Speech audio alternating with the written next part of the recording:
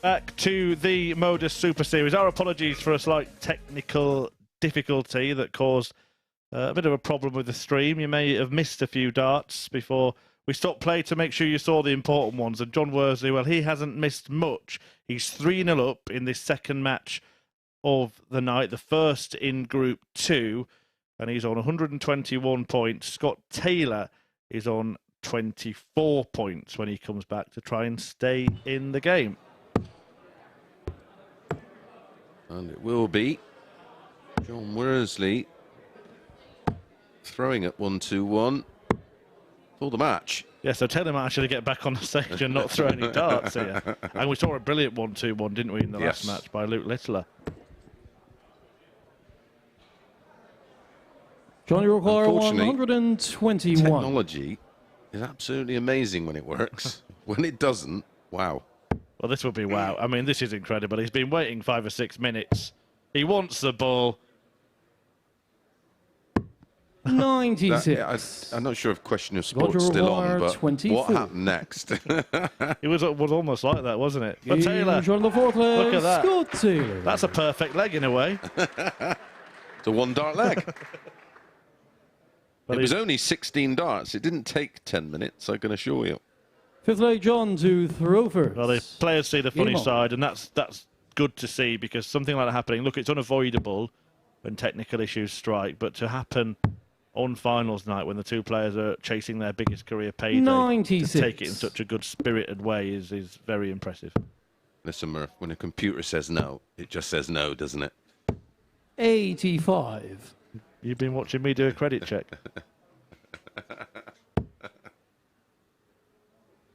Yeah, but it's to their credit that certainly to Taylor's 1 dart, double 12, 54. No problem. Yeah, after seeing Worsley miss a match dart on the ball. Took some composure. 140.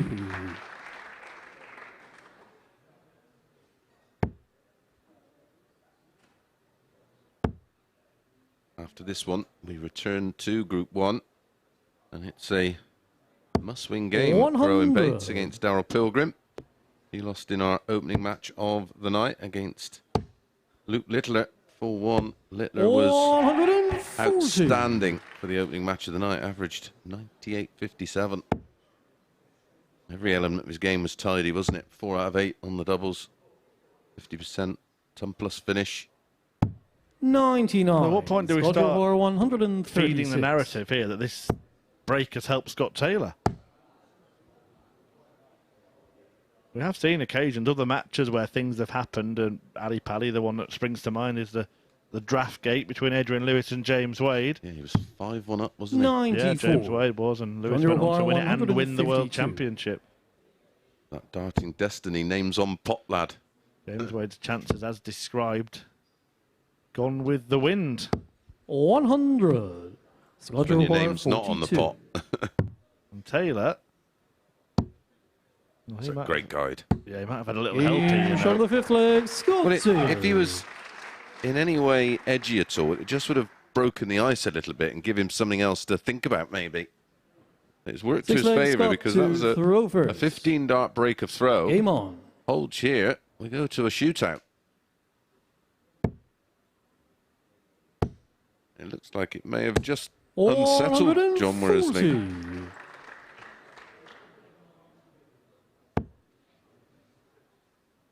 When you've been in many darts practice rooms, it's difficult not to let things become a reason to blame. Yeah, and you lose a match like this after, not saying he's going to, but it has time to fester. Yeah, he'll be determined just to... And it consumes your mentality. Yeah, and at the start of the night like this as well, where it's short format group, you maybe start thinking it's not your night, so he will be determined to get this done just to banish any thoughts of that. 100. We've got the other Taylor to take on a little later this evening, Jacob. Before that, the two Taylors will tango in the middle of the group. 43. Coming next, Owen Bates. He's already on his last chance when he plays Darryl Pilgrim. Pilgrim wins. He goes through and takes Littler with him. 119. Well, 94 is no gimme. He's got to stay switched on. 41. Started this Roger match so O'Hara, well. 94. 180s in each of the opening 2 legs for Worsley. Game show the 6 legs. It's Scott a Taylor. complete Taylor turnaround. Well, he's averaged just shy 7th and final leg, John Of- to throw first. 100 in this spell. Game on. Using just 46 darts to get it back to 3-3 from 3-0 down. 140. Worsley doesn't appear flustered and annoyed by what's happened. He's just trying to do his job. 57. But a 4-3 scoreline either way is going to leave this group pretty wide open anyway. Yeah. You said, didn't you, that this group, you felt that a 9-dart shootout might be a 58. possibility. Well, it'd have to be 3 4-3s now for that to happen.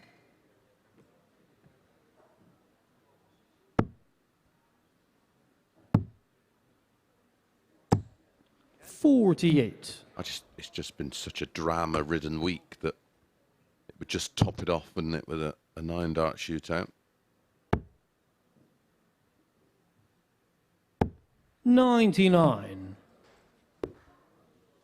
Big lead.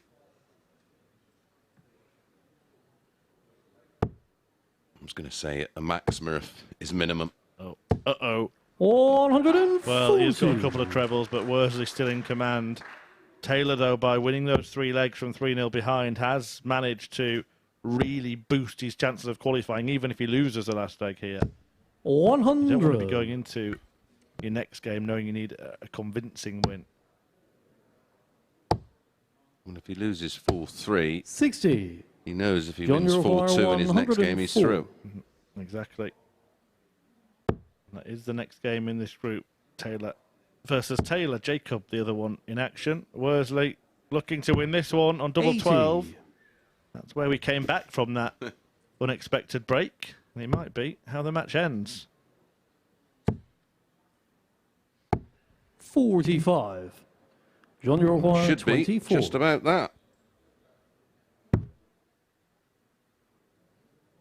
Did he use that? Edged closer. Gonna need No another score. go. Or can Taylor Scott Eurofire, take out the 151? This would be the greatest of great escapes at the Super Series. 3-0 behind. Had to come back after a long delay to throw at double 12. Doesn't get to take this out. And Worsley now will throw again at double 12. John Eurofire, 24. Houdini levels if he'd have won that. Yeah, and I'm sure John Worsley will be stalking around the back of the stage asking who done it about that technical 21. glitch. But the glitch is coming from the player himself here. Scott Eurofire, 47. A bit of a meltdown now. This can be classed as by John Worsley. Can Taylor take advantage? Taylor takes the win. And the match, He has Scott come back Taylor. from 3-0 behind in a dramatic affair. The drama added to by a pause in play owing to a technical error. And Scott Taylor took the break and bounced back, reeling off 4 unanswered legs. Worsley missing many match darts in between, but it's Taylor who takes the point. Now, back to Group 1 after the break. Owen Bates in the last chance saloon already. He faces Darryl Pilgrim.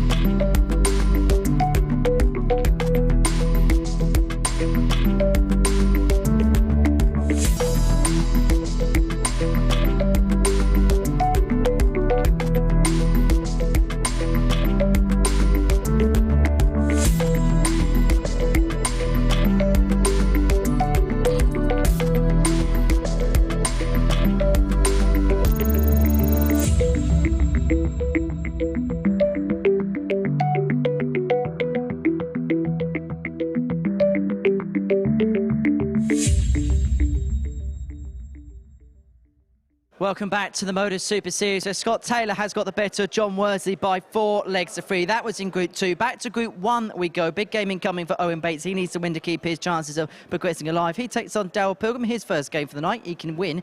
If he wins this one, he goes through, and we heard from him earlier on this evening.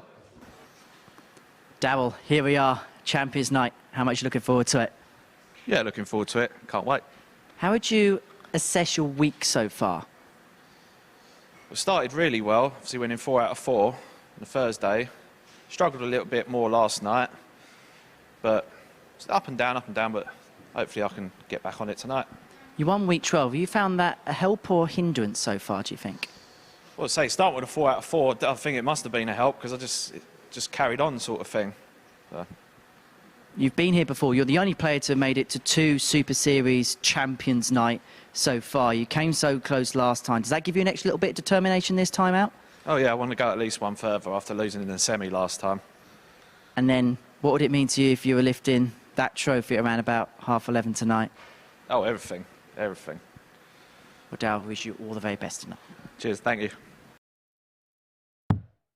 So Darryl Pilgrim, well, he's got it quite easy, really, knowing that if he wins this match, he's through with 1 to spare. The way the fixtures have fallen and the fact that Owen Bates was beaten in his opener means that Pilgrim can progress with just 1 win. And if he does that, he'll take Luke Littler with him, the man who beat Bates 4-1, and they will then play off to see who wins the group. Yeah, the winner of Group 1 plays the runner-up of Group 2 in our first semi-final. And the winner of Group 2 plays the runner-up of Group 1 in our second semi-final. First leg, Owen to Semi-finals Throwford. will not be Game before on. 10 p.m, which is when we join our broadcast partners, Sporty Stuff TV. 86. Owen Bates, as we mentioned, after that defeat, can still go through after this match if he wins it 4-0. I mean, if it wasn't for missed doubles, he was dominating the early stages of that match in the scoring phase. Yeah, he was. All he's got to think of is winning the game, isn't it? Because if he does that, then of course, if you rely on Luke Littler to beat Darryl Pilgrim, and he'll go through anyway. But Pilgrim has got other ideas, as we can see from the first 4 darts, the first 5 darts, the first 6 darts. 77. Well, I suggested something dramatic was going to happen. Well, there's little more dramatic 44. in darts than a 9. Darryl, you require 144. Can Darryl do it with his very first leg of Champions Night? Boom. Yeah, he wasn't particularly close, but we'll forgive him for that. He's seeing the funny side of it. Just tapping the old ticker a little bit there. I think he was getting rather excited. 105. 9 darts. Darryl, you require Always an amazing 86. feeling, but to do one on TV. Yeah, we're yet to have one in front of a crowd on a finals night. But that is some start from Darryl Pilgrim. He's here to play. 12 dart breaker throw with a ball Second leg, finish. Darryl to Throwford. 180, 177, and the 86 out, as Mace mentioned on the bullseye.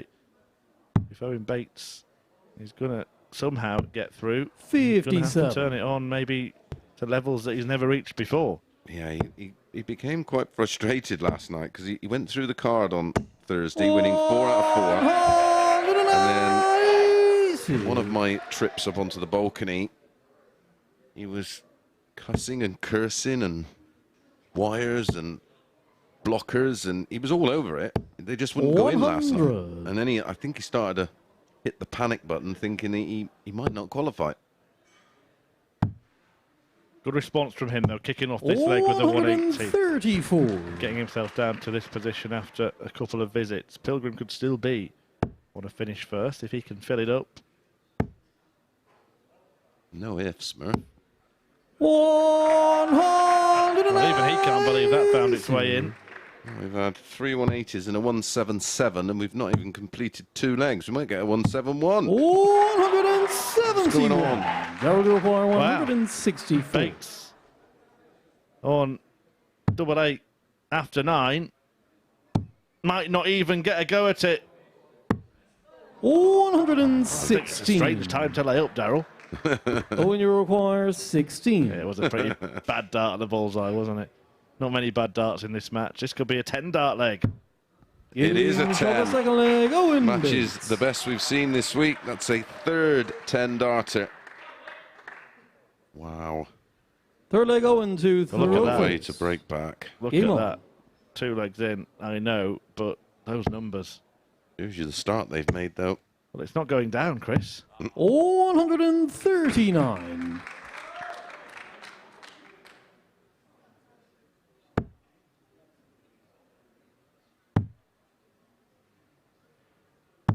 $96. Well, we've promised something special. And finals night on Champions Week is already delivering. 85. This is showing me all about the minerals of Owen Bates. He's right up against it. He'd have been desperately disappointed to have lost to Luke Littler in the opening match of the session and the opening match of this 60. Group 1. And he's had the kitchen sink thrown at him here, and he's responding. 140.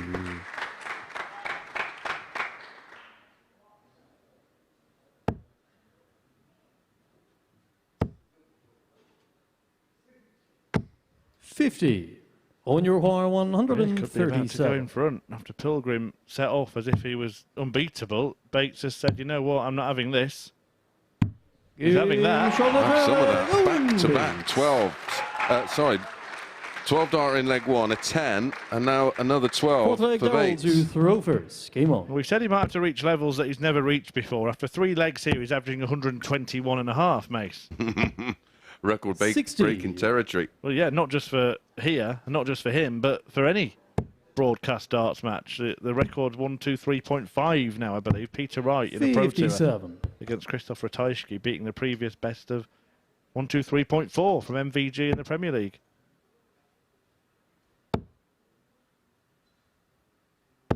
So the 123.4 is still the highest TV average, Unless you watch a Pro Tour on your telly.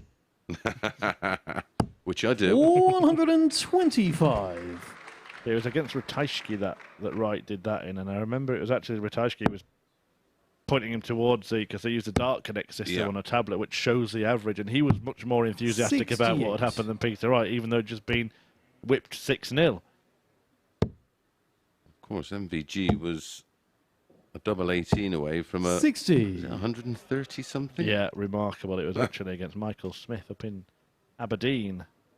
Computer darts, that is. There is recorded averages of around 130 on the Pro Tour now since we started 100. putting that system in. But the highest here at the Super Series, 118 and change.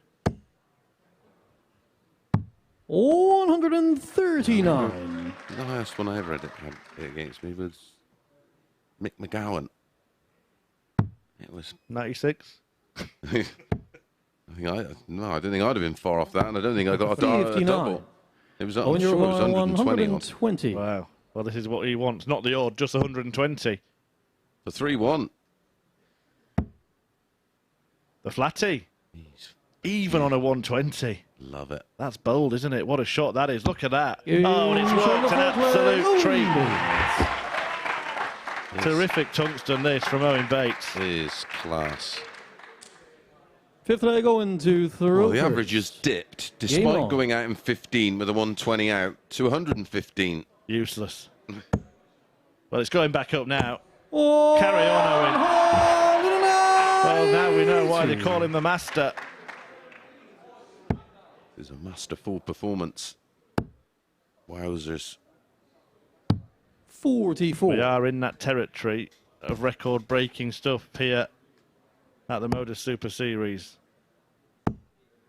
Murph. 44. He can't hear me. The darting gods can. They're tuning in.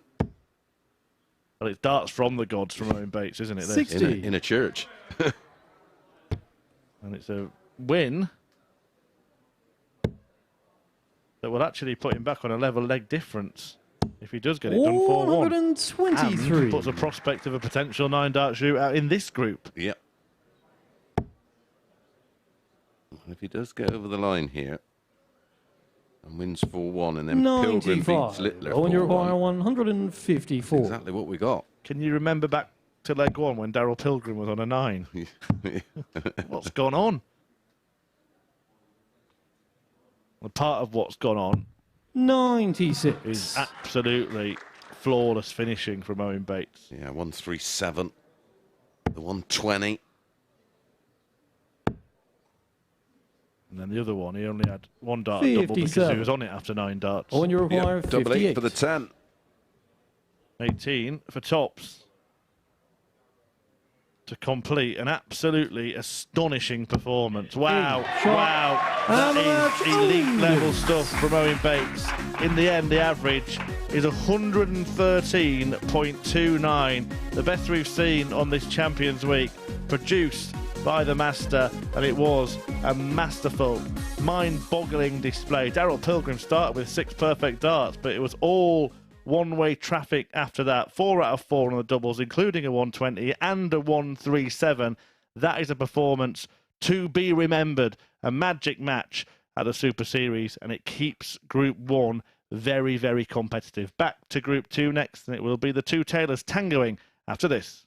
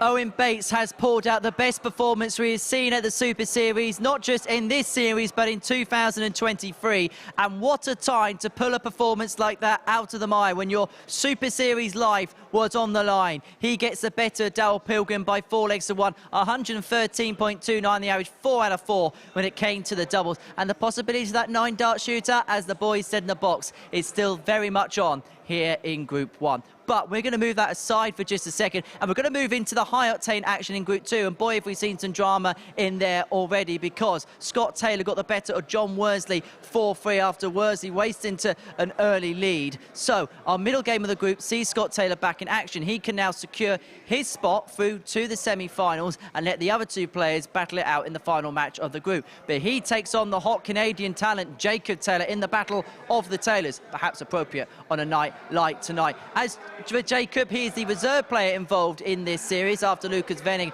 decided to pull out of the competition. And we can have a look at some of his stats because he really has been an impressive performer here at the Live Lounge. He qualified top of Group C, but that's only really half the story because he had to fight his way back after losing his first couple of matches during the Friday session, but he was still top of the pile in the end. Had to survive 12 match starts from Owen Bates too. So in terms of his weekly average, 88.74. In terms of the checkout ratio though, 25.93 is a little bit suspect, especially against Scott Taylor, who took advantage of the chances he got in his opening game. But one of the hottest talents in the CDC and one of the hottest talents in Canada. He's got experiences of nights like this, experience of winning streamed televised darts in recent times. It's a big game upcoming for him, and I caught up with him earlier on this evening.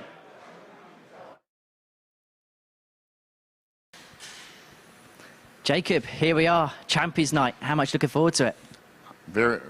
Really looking forward to it. Yeah. How did you find the Group C campaign? Because that was a crazy day yesterday. Yeah, we had a good group of guys, and yeah, it was a crazy day. You had to win, and I lost my first 2 matches, and I said I got to regroup now because you know the group was so tight, and you expect it to be because they're all champions, they're all good players, so here we are. Now you've got out of it, do you feel battle-hardened going into tonight? Yeah, it should be. You know, should be used to the pressure of having to win to move on. So, same thing tonight. You have to win to move on. We've mentioned already, obviously, you came in as a reserve qualifier. So, have you been able to play that little bit free and that everything you kind of have this week's a bit of a bonus? Yeah, like you know, nothing to lose. Just not supposed to be here. So, let's go with it and have some fun, and hopefully everything works out. You never know, you might be lifting that trophy at the end of the night. You never know. Well, Jacob, we wish you all the very best tonight. Thank you very much. So then, Jacob Taylor's first outing of the evening, the last man to appear tonight, nicknamed The Truth. And the truth is that Scott Taylor produced a quite remarkable turnaround in his opening match. It's already been a fascinating night, hasn't it, mate? So let's just run through it. So Luke Littler in the opening match, a 4-1 win against Owen Bates. Very good performance. Then we had that strange scenario in the match between Worsley and Taylor when Worsley was 3-0 up. Taylor comes back to win it 4-3, and then Bates from nowhere produces a performance not just of the night, not just of the week, but of the series. Yeah, it was quite incredible because when we had the technical problem, Scott was waiting on double 12, but Worsley wanted 1-2-1, to throw and it was his turn, and he's missed the ball. Game on. For the match, and never got another dart to win it, did he? I think he went on to miss it, didn't he? Miss 60. 12 yeah. 6s and 3s in that last leg. In the last leg, yeah. Yeah, he did miss a few and more. then, well, the Owen Bates performance. It started off with Darryl Pilgrim being on a 9, 140. taking the bull out for a 12, and then we had a 180 and a 171 100. Owen Bates, and he went out in 10, then had a 137 out for a 12, then a 120 out for a 15, and then a 180 in leg 5, and went out in 14 for an end average, staggeringly, 113.29. Yeah, 58. a Bates best. It's got to be a PB for him, hasn't But it? it also means we were just looking at the groups ahead of this one, and it also means that Bates now, the very worst that can 60. happen for him is a 9-dart Yep. shootout, and that would mean a 4-1 victory for Darryl Pilgrim, wouldn't it? Yeah. If it's a 4-0 victory 100. for Darryl Pilgrim, then it would be Luke Littler that went out. Bates is sitting pretty safe in second place in the group. 41. Although, expect the unexpected. It is 60. Jacob Iroquois 160. Champions Week finals night. And it's already been riddled with absolute 60. quality and drama. Scott Iroquois 123. Yeah. We'll come back to those permutations in a moment. Got Taylor looking to carry on where he left off and not start how he 32. started, basically. Jacob Iroquois previous match. 100. On the back of that fight back, There was a movement in terms of 60. odds on this one, and it ended up before Scott the off, 5 to 6 each of 91. 2, an absolute coin flip. Treble 17. Double 20.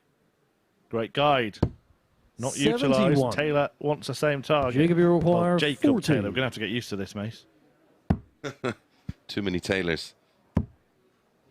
Oh, that doesn't suit him. No score. Scott, you require 20. Ain't that the truth?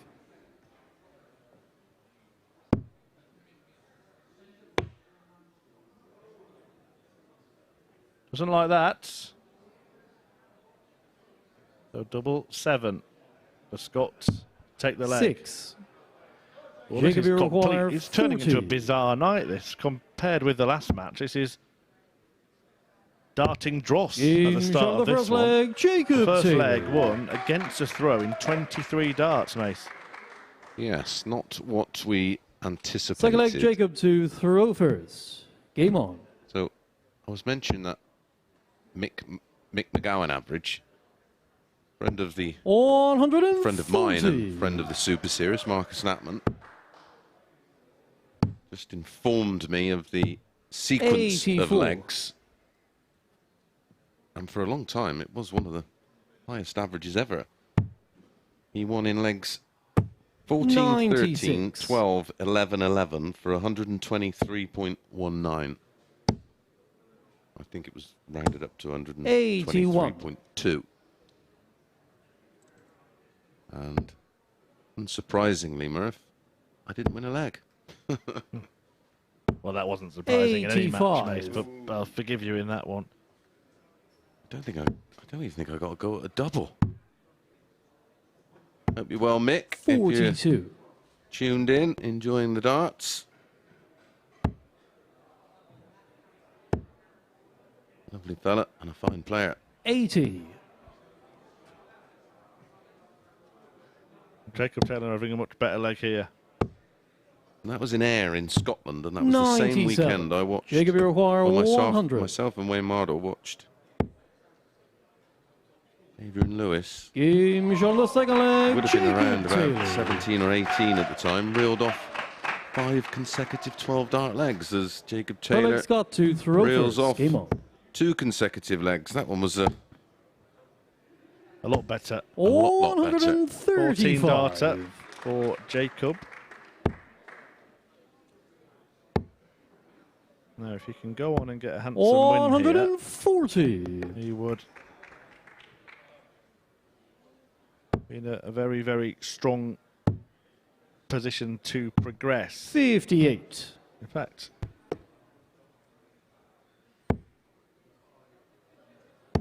if he wins this match 4-0, 180. on my math, that would be enough. 27. Just at the margin of the first one, yeah, 4-0 or 4-1. I think he's heard you. 55. Would see Taylor through with a game to spare. 93. Jacob, you Because require Scott Taylor's margin of victory was 126. so small, he'd end up on a minus leg difference, wouldn't he? Yeah.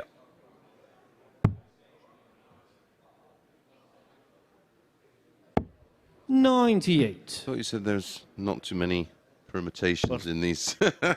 Taylor himself can't be eliminated at this point. 140. Jacob, you require 28. He could go through.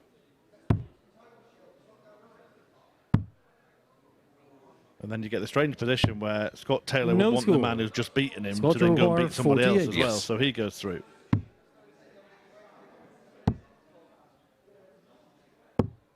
38. That's a huge mess. Right. It was Jacob an Earl opportunity Ward, he probably didn't 28. think he was going to get. Scott Taylor is now none from 7 on the Inch outer on the third leg. ring. Jacob He's Taylor. 3-0 down for the second successive match. Right, Scott, go and find that mate and get him to pull the cable out again. Fourth leg, Jacob to throw first. Game on. What are we going to have?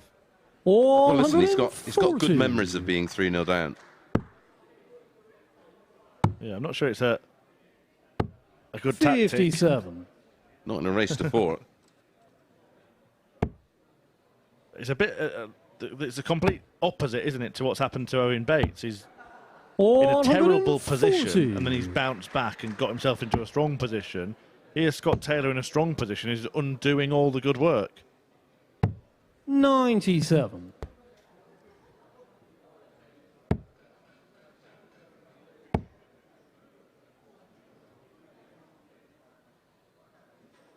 But he does have a 57. backup plan, and it will be Taylor beating John Worsley, which, how well John played, 57. even in defeat, Jacob, you require John 164. Worsley still played very well, bar those missed doubles.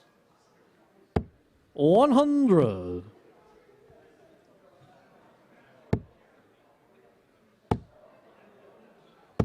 $60. Jacob, you require 64. This to progress.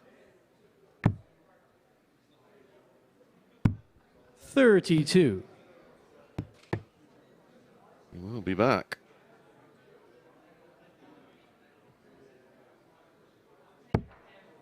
Did not expect this, and this is almost 60. caused by that opening Jacob, leg, you wasn't require it? 32. Scott Taylor just bogged himself down. Well, he's been Game, waiting around shot, all night, and the Jacob match, Taylor, when all Jacob of the Taylor. fun and frivolity have gone on, and he's actually managed to be the first man through to the semi-finals, because Taylor has taken the other Taylor apart 4-0, and Scott, after that brilliant comeback, has not turned up really for his second match, and Jacob Taylor is the beneficiary. So Scott Taylor drops to -3 on the leg difference, and that means that even a 4-0 defeat in his last match would be fine for Jacob Taylor. He's through to the semi-finals. He faces John Worsley, and Scott Taylor is looking for a bit of a favour now.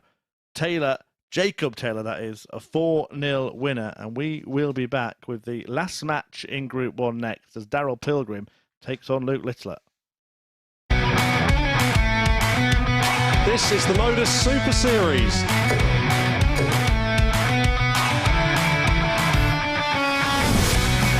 $180.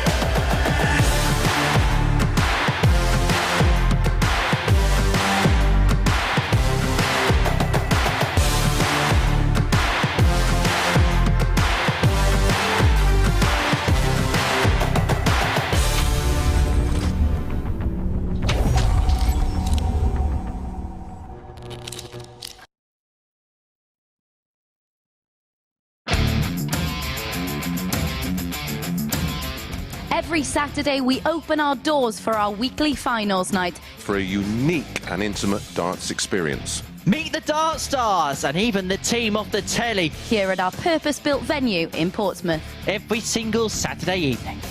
Tickets can be booked via this QR code Or at www.dartshop.tv for a very small booking fee. Follow us at MSS Darts on Twitter, Facebook, Instagram and TikTok. For all the latest ticketing news. All you need to do, log on, book, turn up, and the action gets underway from 7:30 p.m. So what are you waiting for? Get your tickets to the darts. We look forward to welcoming you to the MODUS Super Series very soon.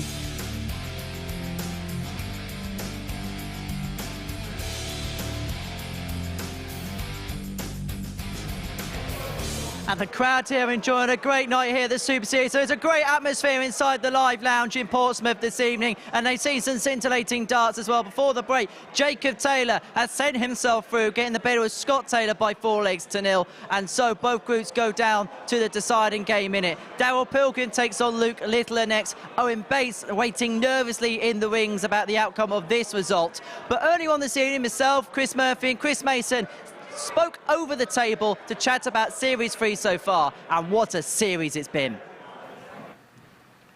Well, what a series we have enjoyed here at the Live Lounge in Portsmouth. The third series of the MODUS Super Series certainly didn't disappoint. Talking about two people who never disappoint. Chris Mason and Chris Murphy have been here for the long haul of it. It's been quite good fun, hasn't it? Yeah, it's been an incredible week. Definitely for me, the best Champions Week so far in terms of standard right across the board. I have to agree. It has been not just the best standard, but the most dramatic week as well. The quality of all the players having won a week has meant that there's kind of been no players that have just drifted away at the bottom, maybe with the exception of one in Group B. But the fact that he did that, Mike Gillett, meant that the other four were all fighting right to the death. So, yeah, really dramatic stuff. And we had so many scenarios that if they played out, well, we were saying if they play out, what could happen? Most of the time they did happen, and we had that scenario where we were looking, we're going to have a group all on the same points. Is it going to go to leg difference? Is it going to go to count back? And I think that's credit to the players, because that's how close it's been. Yeah, you've been here for all of it, Henry. You must have been very excited. I mean, you're always very excited, but you've been even more excited this week, surely. It has been, because there's been a culmination. I think this time round we've seen a real upping of the standard. When you look at the likes of Barry Van Peer, who's about 5 grand clear at the top of the Challenge Tour, not qualified through, went out in the semi-finals, didn't even lose in the final, but went out in the semi-finals of a week. Chris Landman having the same fate, and people like that. You know the standard's good when some of the best players about a card aren't even in touching distance of that. Yeah, well, we had a few of those scenarios again where we had a dominant player in Group A that failed to deliver on finals night, and that's a bit of a theme we've tried to avoid touching on or getting involved with, but it's just something that regularly happens. Shall we start there? Shall we start with the players that aren't here before coming on to the ones that are? Because there are a fair few players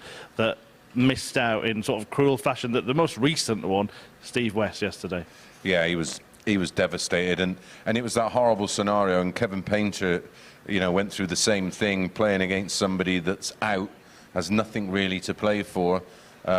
And Justin had beat him after he had a couple of darts to get over the line and qualify. But that whole scenario was based, of course, on Owen Bates having 12 darts against Jacob Taylor, 12 match darts, and that eventually paid the price for Steve West. And players like Landman, another one, dominated Group A and looked the winner of the week without even getting to the final. And you look at it as well, there was a point early on in the phase where we were thinking John Worsley's won Group A, he went on the winner week. Leonard Gates won Group A, lost in the final. Then you had Jelle Klassen win Group A and then go on and beat Jack Main. There was a point early on in that phase where we thought maybe players have sussed out the Group A curse. And then when you have the likes of Berry, who had the record for legs difference in a Group A campaign, then failed to get through. And he openly said after he went out that he just didn't know how to configure it. There's still a lot of big name players who are still trying to work this format out. Robert Thornton, one of them, can't seem to win a final. John to get Champions Week. Yeah. John Henderson, but when you talk of absolute dominance, and where that trend was bucked, it was Jelle Klassen when he qualified, because he came over Moreno Bloom, and they rented a house and they put a complete portable dart system in there. And even on the Thursday and Friday, Paul Moreno was trying to qualify himself. He was going back to the house and then having a 2-3 hour practice session with Jelle, where I think a lot of the players may think job done, may relax in the hotel for a couple of days and don't pick up a dart, and then they come in cold because everybody else has been flat out. Yeah. There's situations as well where the winner of Group A would have gone through before anybody else has even thrown a dart, and it's a difficult scenario to get to grips with. Yeah, and I'm not sure it is. I mean, listen, it's great to know that you're in the final and you get 2 days off, but in terms of darts, I think you see a lot of players, they're coming in cold, and in this format, where you've only got 2 matches, you lose that opening game, you're in a world of trouble. Well, we'll talk about the players that are here in a second. Do you think, should we pick one player each that we kind of wish were at Champions Week?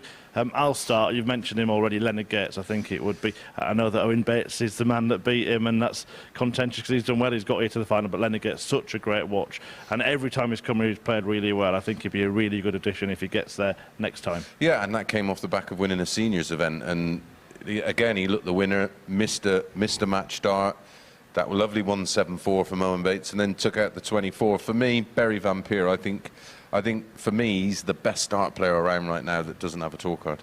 And then you have Chris Landman, makes a Pro Tour final. He came in on the Monday after he made the final on the Saturday. He goes through Group A and he goes through it great guns. And then it gets to Saturday night and we almost kind of half written his name on the check. But then you have performances that he had on the Saturday night where someone inflates, he deflates and he doesn't go through. Yeah, it's one of those things. What's been both your moments of the series? Wow, there's been a fair few. Henry, you've been involved in a fair few in the box. The 9-darter, Conor Heelan's got to be up there. It has to be up there. I mean, the perfect symmetry of it was he hit it on a Thursday night, Paul Nicholson was on commentary. It just happened. Everything about it just, you thought, you can't do this, you can't do this. But at the beginning of that week, after a session, he said to us off air, I'm going to hit a 9-darter this week. He went and he was true to his word. Yeah, there's been so many for me. I think the two final performances from Littler and Taylor, I think they were just absolutely incredible. And maybe because it's fresh in my mind, but the match between Worsley and Pilgrim just the other night, where Worsley lost with 100 on average, but it was that 120, the 20 blocker. Couldn't see the 60, picks off 2 balls, but the response, the very next leg, Worsley takes out 156. You can tell he's worked on TV for a couple of decades, can't you? Because we've mentioned the players that are here, so we better get on to those, I suppose, and have a look ahead to finals night. And it's going to be a special night, and I think when you look at the finals night field this time, and I know you were involved in the very first Champions Night, but you look at the list of players from 1 down to 6, you can make a compelling case for every single one of them. Yeah, I'm not sure it's going to be as tough or high quality as the one I featured in, but there you go. Listen. That's tough to watch. when you've got a player like, listen, I know he's a talking point, and I don't want to talk too much about him because everybody seems to think, oh, well, you're nailing him up there as the one to beat. But Luke Littler, for me, even with all that ability, I don't make him a huge favourite like probably everybody else does. There's a case for every player, but there's also a case against every player in this group team. You look at a player, for example, like Scott Taylor. We know that he can average 109 in a big final against Andy Bolton, but there's also that B game in that. And I feel like tonight's the sort of night where it may not be someone's A game that goes on a list and the jackpot. It's whoever's B game can cope with the task the best. And I think that the person who's got the best B game is John Worsley. And at the start of the week, when I was asked, I felt that Worsley might be the man to win this week. I know it's a long time since we've seen him. He hasn't been doing much else in terms of darts. I think he's been practicing. Yeah, but the way he's performed tells me that he's been doing that, and he's just played at a really solid level all throughout. Thursday night, I think he won a couple of matches. No panic. Got on with really smashing the field apart last night in Group B. I think he's the one that could be the sort of not sort of slow and steady. He's an exciting player. He's got a high sort of ceiling as well, but I think he's the one that could maintain the sort of most consistent level over the course of the night. And we had that conversation. I asked you the question on air in the Netherlands last weekend, and straight instantly went John Worsley. And I thought, well, I wonder why he's picking him. I know why now. I know about you. You're all about superstition, and if your name's on pot. Name's on pot, lad. Yeah, Dennis Priestley said that to me once, and yeah, I think Jacob Taylor by how he's ended up qualifying, and he dodged so many bullets this week, hasn't he? I just think sometimes it's written in the stars, and you know, maybe it's him, but that's the bitterness in me, I think. But yeah, I think I just cannot ignore Littler. Do we need to gang up on Henry? Because so often he's asking the questions. Yeah. He needs to give an answer now, doesn't he? Now, I said early last night, Jacob Day, because you remember Denmark back in 1992? They never qualified for the European Championship. They got a call up 2 weeks before the tournament because they disqualified Yugoslavia because of the war out there. They'd go on and beat Germany in the final to lift that particular tournament. We saw Josh Payne in the Series 1 come in as an alternate player, got all the way through to the semi-final. And you talk about B games. Jacob Taylor, you won't see many averages that are languishing around the mid to low 80s. His B game, it kind of loiters around that high 80s, low 90s mark. That could be enough tonight. Yeah, I think it could. I agree. I think there's so much pressure riding on it. It's going to be career high paydays for each and every one of them, and it's £20,000. And I think for us, it's going to be fantastic, and the crowd. For the players, I think they're going to get put through the ringer. And the one who seems to be the most carefree is the 16-year-old Luke Littler. Yeah. Nothing seems to have phased him the 2 times he's been here. Going back to Taylor, the one thing I will say is he dodged a lot of bullets in getting here, as you said, but he missed by that much, quite a lot at the double. So if they just go the other side, then you could see him producing some brilliant performances. Yeah, and I mean, his averages have been tidy, considering you look at his overall double percentage, which is down on where he would want to be. And he could be the danger man. He could be the one that would go under the radar tonight quite quietly. And I think we'll see some big performances, but I think it's going to be the tortoise and the hare. However, there's one man we haven't mentioned so far, Zee, and probably the man who'll feel as if he's on the biggest free roll of anyone tonight, and that is Owen Bates, because he probably felt after he missed those 12-match darts against Jacob Taylor, his chances were done. He was probably eliminated from the process. He managed to get his way through, and look, when things like that happen, you can, even though it's a big occasion, you could play that little bit more free because you don't expect to be here. Yeah, you had to rely on other results, not necessarily what he's done. So, yeah, he's another one that it just may be destiny. Yeah, but he grabbed it with both hands, didn't he? When the chance came, he did then perform. So he thought he'd lost it, got another chance, and then took it. And that's the kind of thing that happens a lot on a finals night, if you lose your first group game, for example. So, Worsley, Jacob Taylor, Luke Littler. So that is what we think. And there is a sense in here tonight of occasion. If we just put a lot of perspective in here, when we started off in Southampton, people originally thought this next. Well, he started off in a bedroom, didn't he? Yeah. He did start off. No, yeah, well, I built a studio at home and was doing it from home, and we end up here tonight, a sold-out show. I cannot wait. And it is genuinely one of the biggest nights in amateur darts this year. I can't think of many bigger. There isn't any bigger. They're certainly not in terms of the money, the profile. Yeah, it's going to be one hell of a night. The other thing that's going on today, there's a Challenge Tour going on, and there's a European Tour event going on in the PDC. The winner of that European Tour event, professional tournament, wins £30,000. An amateur player tonight will pick up £20,000 and this lovely trophy.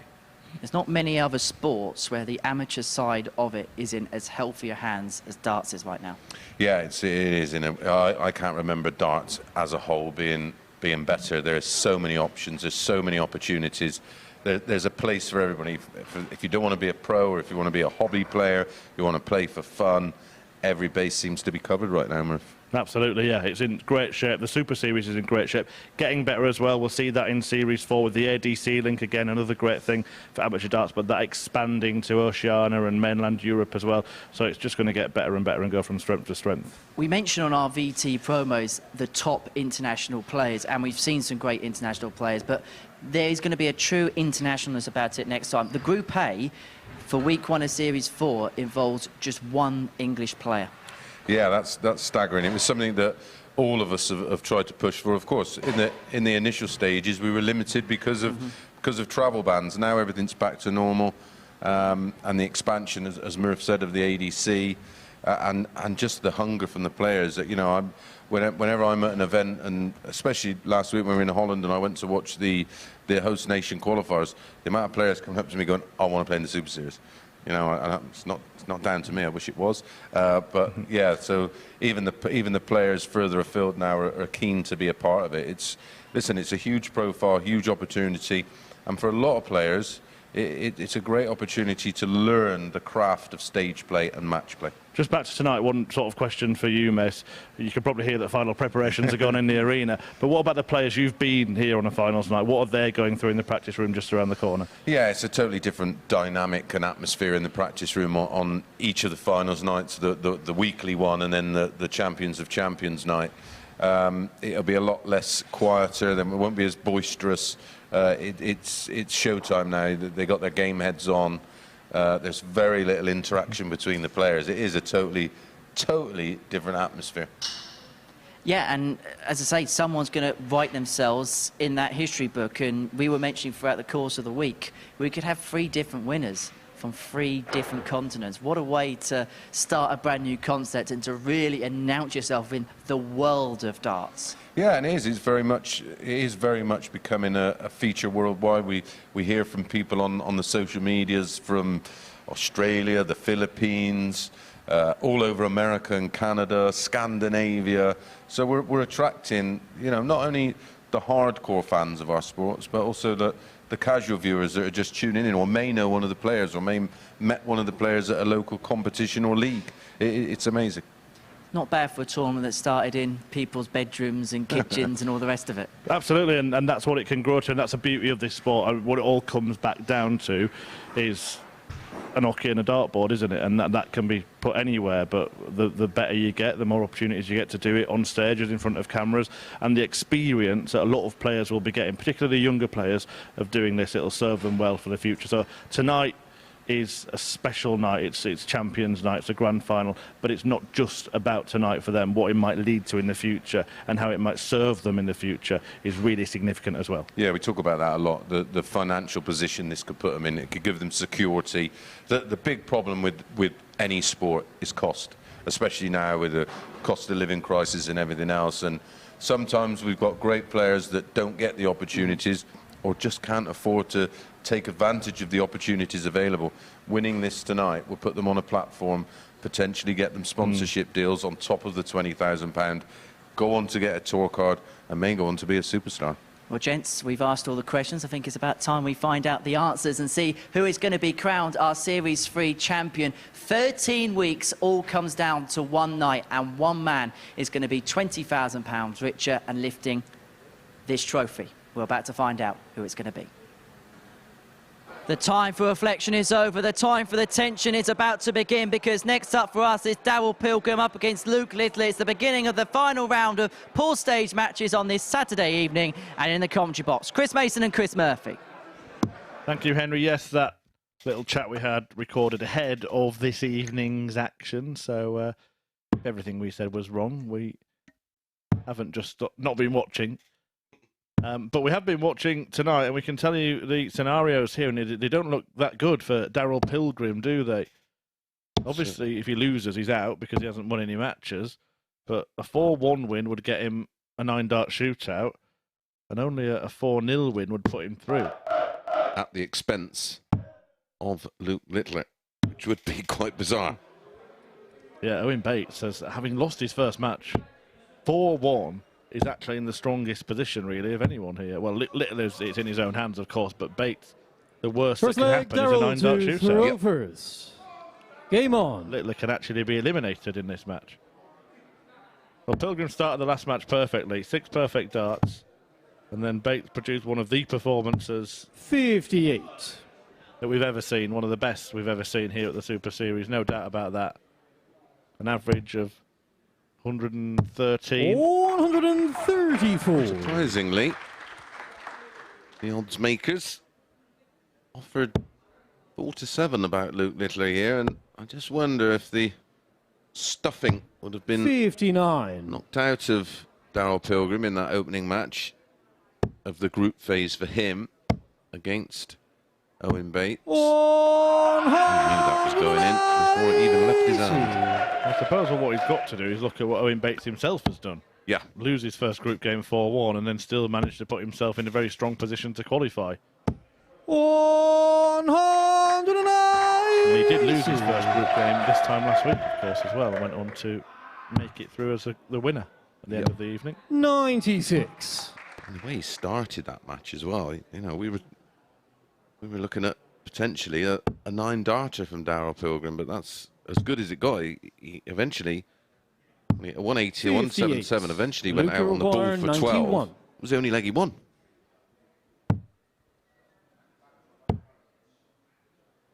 Well, 10. 71. Can't be found by Littler, Darryl but he is 146. a dart away here from meaning that the best Pilgrim can hope for is a 9-dart shootout. Possibly. 56. This double 10 goes in, which I expect it 20. to go in. Ooh. Game So shot he reverse takes it. leg, Luke Littler. We're now only one leg away from knowing our first 2 semi-finalists. Second leg, Luke to throw first. 14-dart Game on. breaker throw. Luke strikes me as the kind of young man like 96. when you look at MVG and Taylor, 2 that stand out especially, when one would go up and have an 104, they'd want a trumpet. And he'll have looked at that performance from Owen Bates and thought, 140. okay then, you've thrown down the gauntlet. Let's see what I can do. Yeah, they don't just want to be the winner. They want to be, without doubt, the best, don't they? 58. The mindset of these real champion-type players, and it seems to be the kind of attitude that Luke exudes. There's nothing I love seeing more in any sport. 60. Is the young players that play with absolute freedom, because there's no scar tissue, of course. They've not carried around sort of 97. big TV defeats and losing out on winning big titles. That doesn't start to affect you until you're probably in your mid-20s, 30s maybe. Well, Darryl Pilgrim now is tiptoeing across the tightrope with no safety net at all. He's throwing rocks at him, basically. 161. Hedgehogs. No animals were harmed in this production. 65. Well, if Luke Littler Luke takes this out, 70. Darryl Pilgrim is out. Out. Awkward. 50. Darryl require 96. Proved to be the case, and Pilgrim gets a chance to keep his hopes alive, but that is a poor dart. Treble 17 to save it. Does that. Tops. In shot the second leg, Darryl Pilgrim. How late do you want to leave it, pal? Well, he survives a dart there to be eliminated, Darryl Pilgrim. Remember, he needs 4-1 or better to have any chance. Third leg, Darryl. He can't be better now. Needed a 4-0 win to progress from this match. He now needs 4-1 to get himself into a 9-dart shootout. An example of those kind of shots out, which is something myself and Murph have discussed in depth this week. Especially on a shot like 70. I think you're better off suited going the 54. If you miss it and your favourite's tops, you can still go 12 tops with nothing in the way. Go in the treble 10. If you miss it, you've got to put that dart in the 20, and more often than not, 85. it is a blocker. This is a good reaction to Pilgrim. He's 58. fired in a 180 in his opener after winning that leg in 15 darts. Well, what we're seeing tonight, Murph, is why they are champions. Yeah, nobody's folding, are they? No. Scott Taylor, mate, you might say that happened against Jacob Taylor, but don't forget he's already come back from 3-0 down in a match tonight. 140. 2 180s in this leg for Darryl Pilgrim. Possible. 11 darter to go with the 10 we've already had from Owen Bates. And it goes beautiful. Darryl Pilgrim. 11 dart hold, and he's just about hanging on by his fingernails. Fourth leg, Luke to throw first. Game on. So 2 away from setting up a 9-dart shootout to determine which 2 of the 3 in Group 1 will go through to the final 4. We do have a semi-finalist already. Jacob 60. Taylor is safe because of other results before his match with John Worsley. Even if he's hammered in it, it won't matter because Scott Taylor has got a -3 leg difference. So it will be Scott or John that join Jacob in progressing from Group 2. This goes all the way, Murph. We are in record-breaking 180 territory in a match. We've already had 6 180s in 4 legs. 60. We may get a 7th. There's time for Pilgrim. Time for him to get a couple. Unless Littler's up to that 1-2-1 trick again that we saw in the first match. And if he does take it out, remember that will be Darryl done. 60. Luke require 121.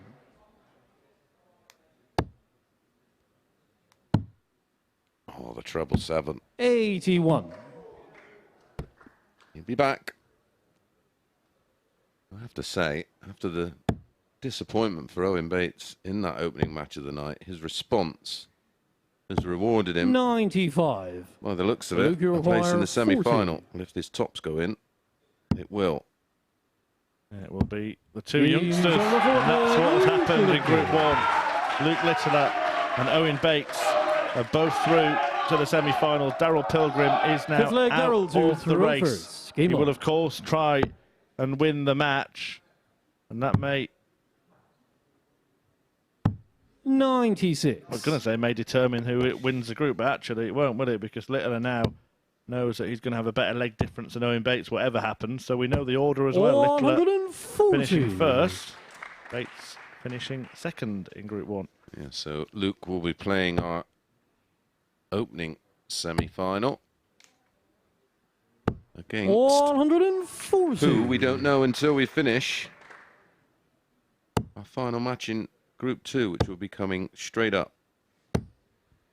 80. Yeah, that is Jacob Taylor against John Worsley. Taylor winning his first match of the night 4-0, meaning he's already through. 171. And it also means that there will be no 9-dart shootout on Champions Night. Well, he wants a bit of noise. They asked, Littler delivered. Do you know what that tells me? That both players there knew exactly the scenario in this match, because he waited until he was until it was sorted. He didn't do it when Darryl still needed. Well, I just caught him when he walked back. Just looking at his family members, just sort of saying, "Yeah, that's it. I'm sorted." Double 12. Oof. 77. On the money. Darryl would have been 19. Or a 12-darter. Yeah, real fun. Thrills and spills here at the Super Series. Luke Littler conducting the audience, but it's Darryl Pilgrim who's winning the match, 3-2. Six-leg Luke to throw first. Game on.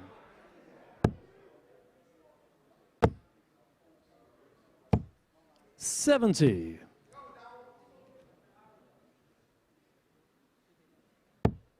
Littler averaging 103.39 here. Trails 3-2. 60. A 95.53 from Pilgrim. Yeah, that little bit of fun there in itself was a sign of maturity from Littler, even though it was a bit of showmanship. Some may say the confidence and arrogance of youth, but the fact that he did it at 2-2 when the match, in terms of how it would affect the group, was over, 60 shows me that he just knows where he is, he knows who he is, and he knows when's the right time to do things like that. 100. Because everybody wants to come here and be entertained, but it's serious business. Picked his moment. I wonder how long this will be, his career high payday, if he went on to win it.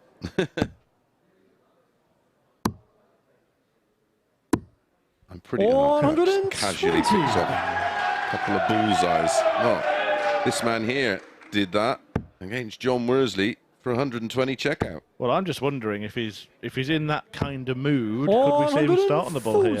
Luke require 111. Yeah, 11 bull. Bull. And he conducts the crowd. Game. The greatest throwman. This prodigy, Luke Littler, showboating at the Super Series. Bullseye, 11, bullseye. Seventh and final leg, Darryl to throw first. Game on. Brilliant from Littler. And even appreciated by Pilgrim, who must be desperately disappointed. 42. I can more than see the funny side now. Well, this is 60. A young kid that is just brimming with confidence, isn't it, to even try that? I mean, obviously, I saw it coming, Mace, but... Mystic Murph. Well, you just got the sense from the mood he was in, and again, it's reminiscent of Van Gerwen when he's playing at his brilliant best. He'll do those kind of things. Let's not forget, that was 4 consecutive bullseyes. 131. Remarkable, good spot. Finished with bull, and then bull, 11 bull. before someone says, well, it's not consecutive. Well, consecutive attempts at the ball it is. 97. Yeah. A real exciting... Look out for the 140, 170. Yeah, he knew. 60. He was thinking about it. May not win the match yet. Darryl Pilgrim could leave a finish of his own here. Well, I don't think he's particularly concerned. concerned. 34.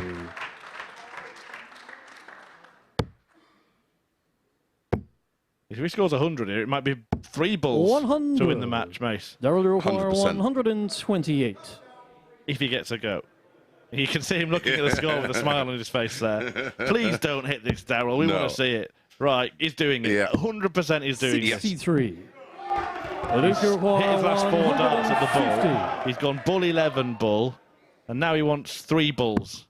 There's one of them. This is ridiculous. Oh! Rubbish. What's all the hype about? 91.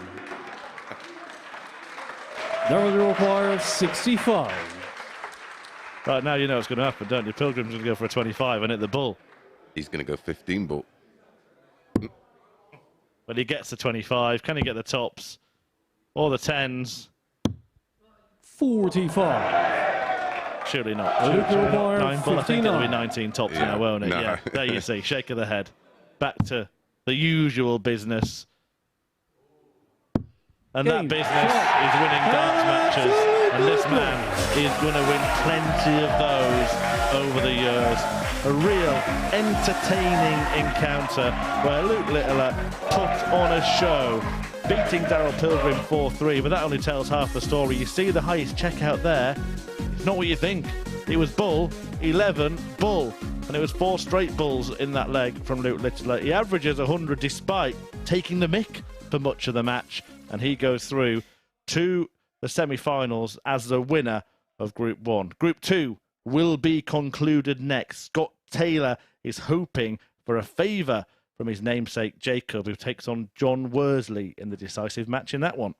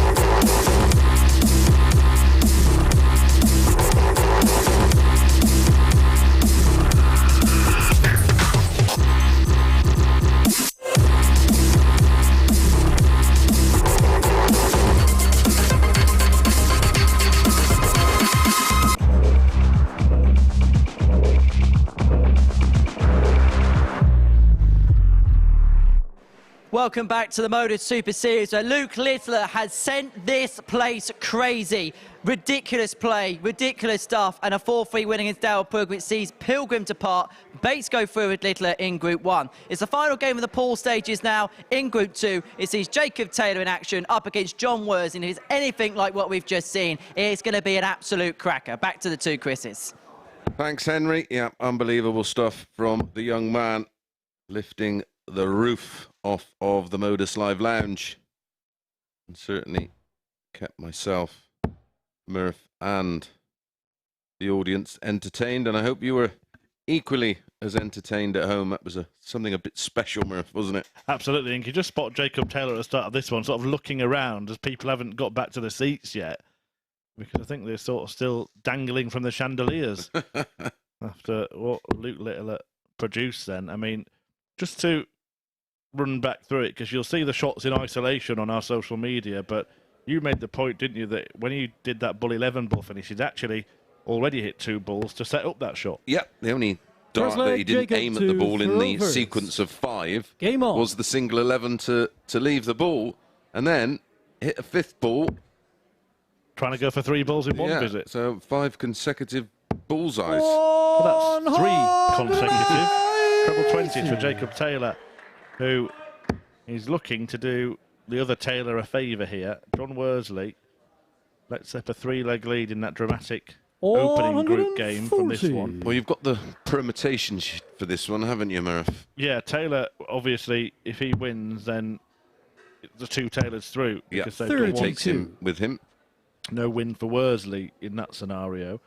But if Worsley wins, then he will go through with Jacob Taylor. The margin of victory would determine who would go through in what position. So John Worsley winning 4-0 or 4-1, he'd top the group. 4-2 or 4-3, then it would be Taylor top of the table. 60. Mm-hmm. And that would mean, of course, avoiding Luke Littler.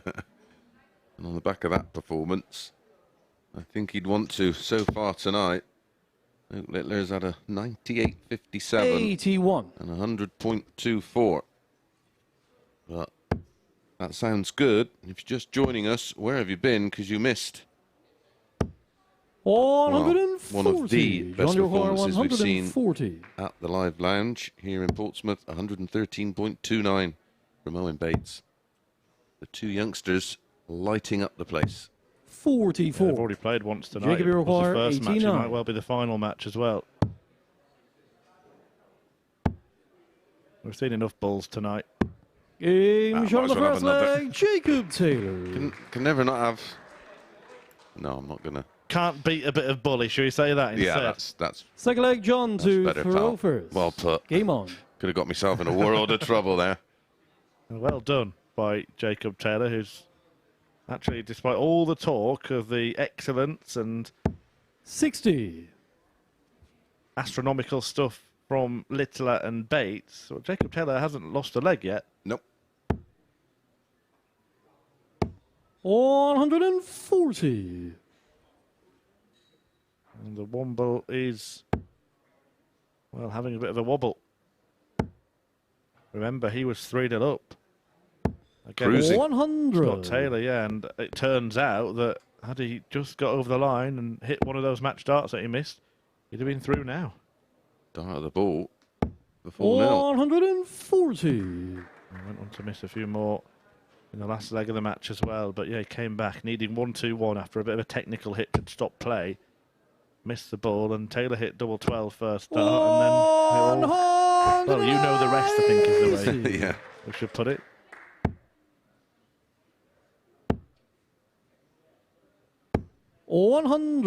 John, you require They may need this 161. 1-6-1, because the 1-2-1 that he missed to win 4-0 may just come back to haunt him here, because that's what Taylor is trying to take out. 98 remaining. 123. Jacob, you require 121. Just gone out on the ball. If it's a treble 17, which he doesn't, 57. have him back-to-back John, balls. you require 38. Taylor.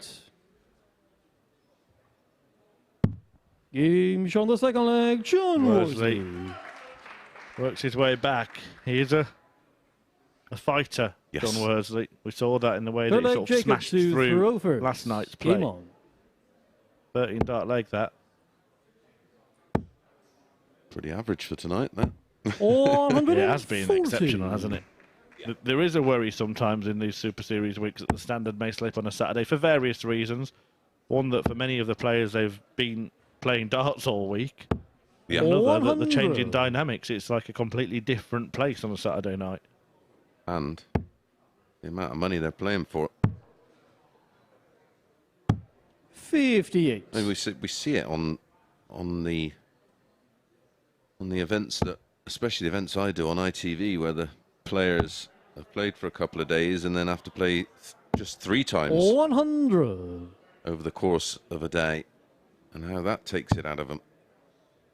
Yeah, and often the final then ends up being a bit flat, doesn't it? 171. No flatness on finals night here on Champions Week, that's for sure.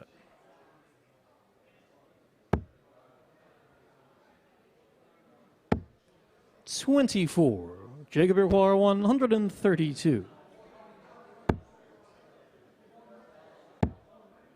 I'm sure that we will get that 60. Luke Littler, Darryl Pilgrim game clipped up in full, or at least the magical moments. And some of the clips are on our Modus Super Series social media channel now, at MSS Darts on Twitter, if you want to take a look if you missed it. Jacob Iroquois 72. Yeah, if you want to get in contact with us, got any questions or comments, you can get direct into the commentary box by using 52. that handle at MSS John Darts. Iroquois 137. Well, this could be a big moment for Worsley, certainly worthy of comment if he takes this out. 57 to start.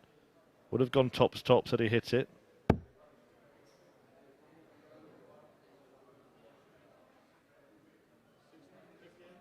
Yeah, 58 left. Just confirming with Danny 97. McNamara, our referee. Jacob Doing Iroquois a fine 20. job as always.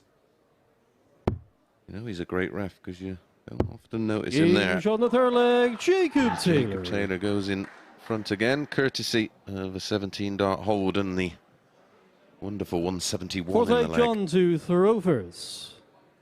Game on. Just been scrolling down the social media feed, and unsurprisingly, everything is about all those bullseyes from Luke Littler and the manner in which he went about that match. 140. And that's impressive as well. In the middle of an evening where he's trying to win his highest career payday, he decides time to entertain. 100. We'll be off the hook for exhibitions. Well, yeah, it's clever as well, and he does seem to have an old head on his shoulders. But also, a lot of players 60 over the years, mate, and I won't mention any names, but they don't really get it. No. Some do, and they know the people that are there behind them are the ones that they're on the 46. stage for, and the ones watching at home as well. Yeah.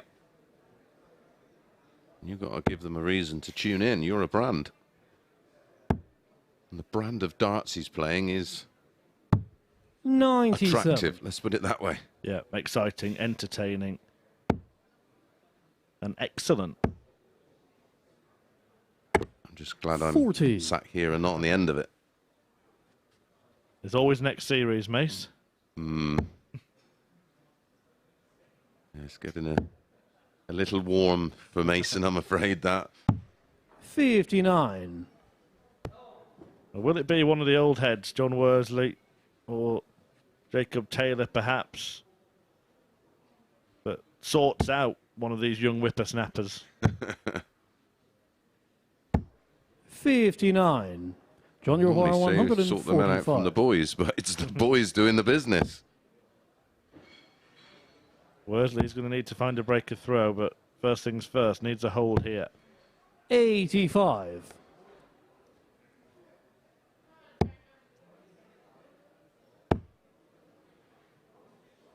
$140. John Iroquois 60.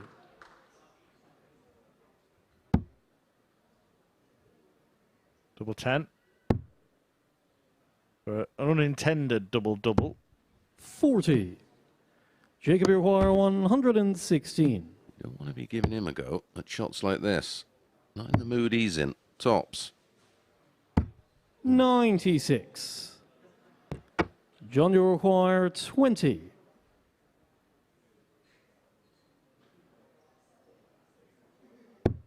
Game shot of the fourth leg, John Worsley. Well, gets there in the end. Safely holds after a bit of a scare. As you Fifth said, leg, Murph, Jacob to throw first. he needs a Game break on. of throw and he's running out of legs. Yeah, well, he'll like that. He'll like that 43. start.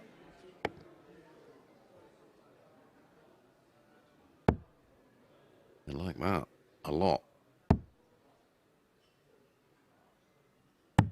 99. Got this really sort of unorthodox action, John Worsley, where he sort of prods the dart forward in the air, but it is also highly sort of replicatable, if that's even a word. But it can be repeated. Repeatable. Is that a word either? I don't know, but he can do it time and time again, Chris. Yeah, he's just done it again. Yeah, he just sort of locks out, and that's his sort of setting point, isn't it? And then he gets on with the throw. Yeah, it means that really every throw is the same. 100. Same release point, same start point. That's the secret to this sport. It's finding something that you can repeat over and over. I often say to players, especially at the very, very 100. beginners level, and they say, "Oh, I just keep hitting the 12 all the time." I said, "Well, that's fine. You just sort of, it's like sighting the dart in. You can keep throwing it in the same place. It's just about 55. correcting that and throwing it the same in the direction of the treble 20. 121. Break the throw was definitely on now.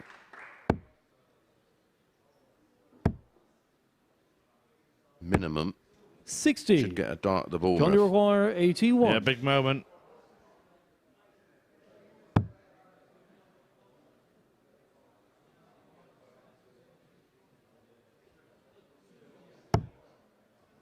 Oh dear, oh dear. Just, I didn't really just so frustrating when you see that. It's a huge moment of the match. You can't afford to chase the 49. treble.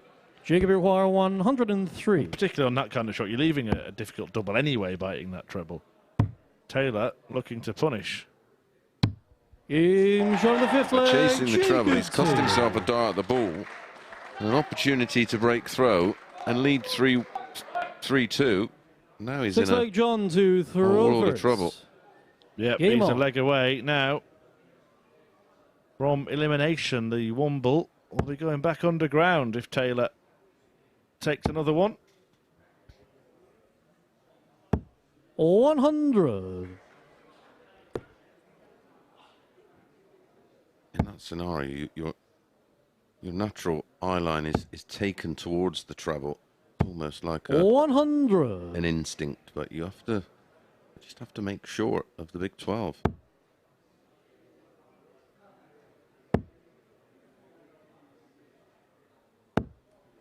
$45. I'd rather have a dart at the ball than no dart at all.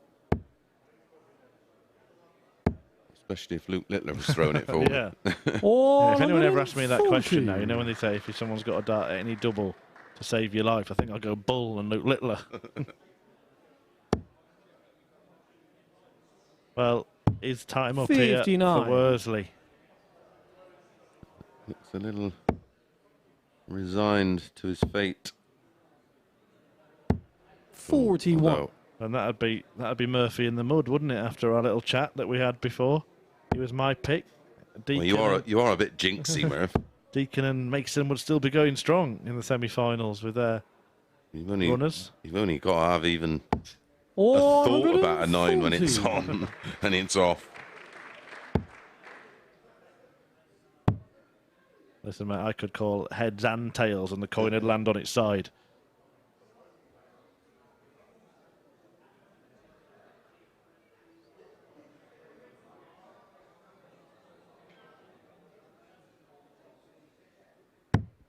$56.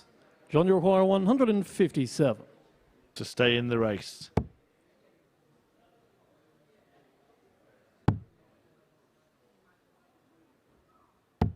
117. Great recovery. Jacob require 164. Barring.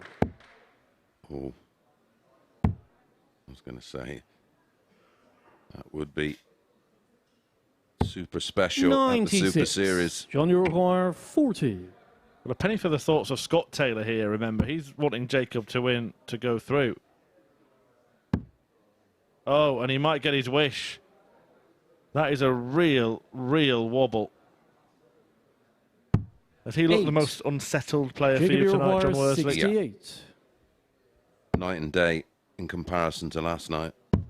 Game, and that shot, will be his last start Jacob Taylor. at the Super Series on Champions Night. The Womble wounded by the two Taylors, and he departs the stage. It is Jacob and Scott who will go through from Group 2. Jacob Taylor topping the table, winning both of his group games. A decent display from him, really. 90.37, 4 out of 7 on the doubles, including the 103 Punisher after Worsley didn't get himself a dart to break the break that he needed if he was to progress. Instead, it is Jacob Taylor and Scott Taylor going through, and it will be Luke Littler against Scott Taylor and Jacob Taylor against Owen Bates in our semi-finals, which will be coming up shortly. This is the MODUS Super Series.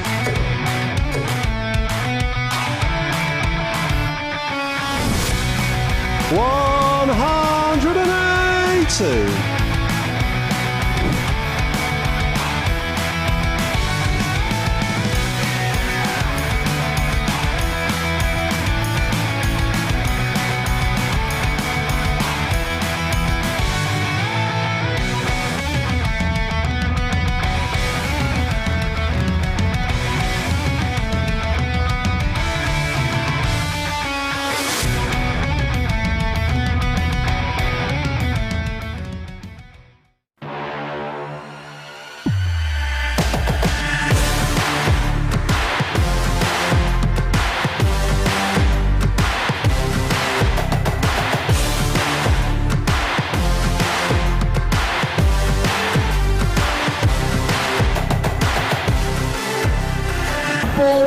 Joe Taylor, Darryl Pilgrim, and board 2, Craig Nixon, Robin Young.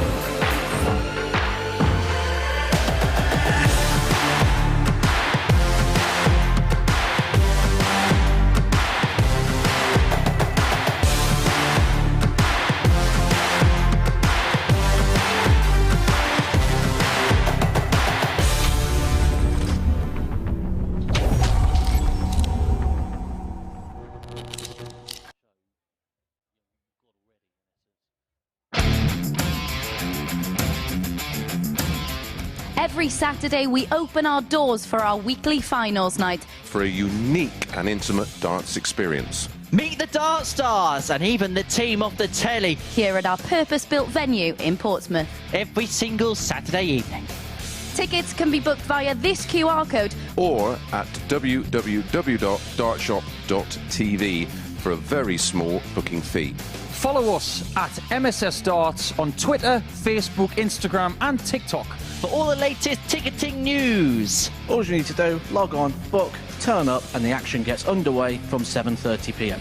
So what are you waiting for? Get your tickets to the darts. We look forward to welcoming you to the MODUS Super Series very soon.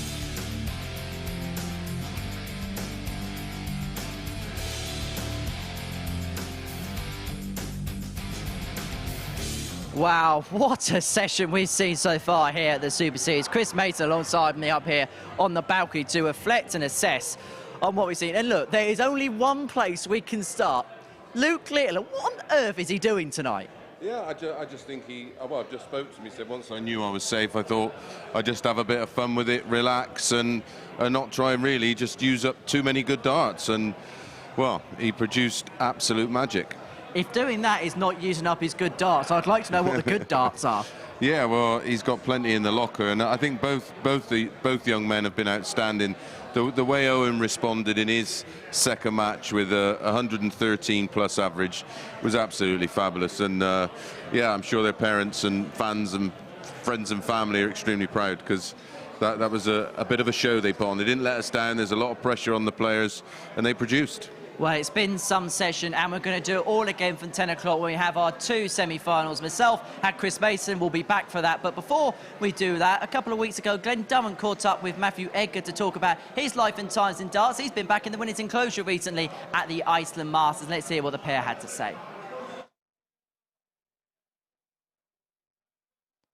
Matthew, who would have thought we'd both be sat here in Portsmouth, you preparing for the MODUS Super Series today?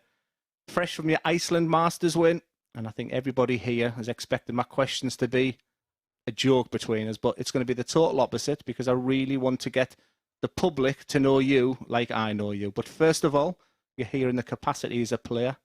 Just give us a little bit about your form, your assessment, your expectations. Form?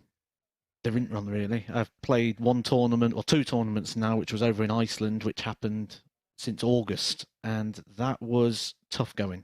It was tough work. I text a friend and someone who works as an agent for me at 11:30 in the morning, and the text said, I'm finished. And underneath that, I sent another one and I says, I can't even feel the dart in my hand, which is to do with the issue I've been facing with the injuries that have seen me out since August. Now, heartbreaking to text that message out, and I believed it. I actually believed it. And for me, it was got a couple of obligations that I've signed up to as part of trying to see where I am, see how this treatment's working. But as far as I was concerned, it wasn't going to work for me. And well, it was near tears, to be honest with you. I'm sort of getting a bit welled up even now just speaking about it, because I've played darts my whole life, and to some people they'll say it's just a game, but it's not just a game. It's been a lifestyle. It's been what I've sacrificed my life for. I've missed a big portion of my children growing up in order to travel around to play this game.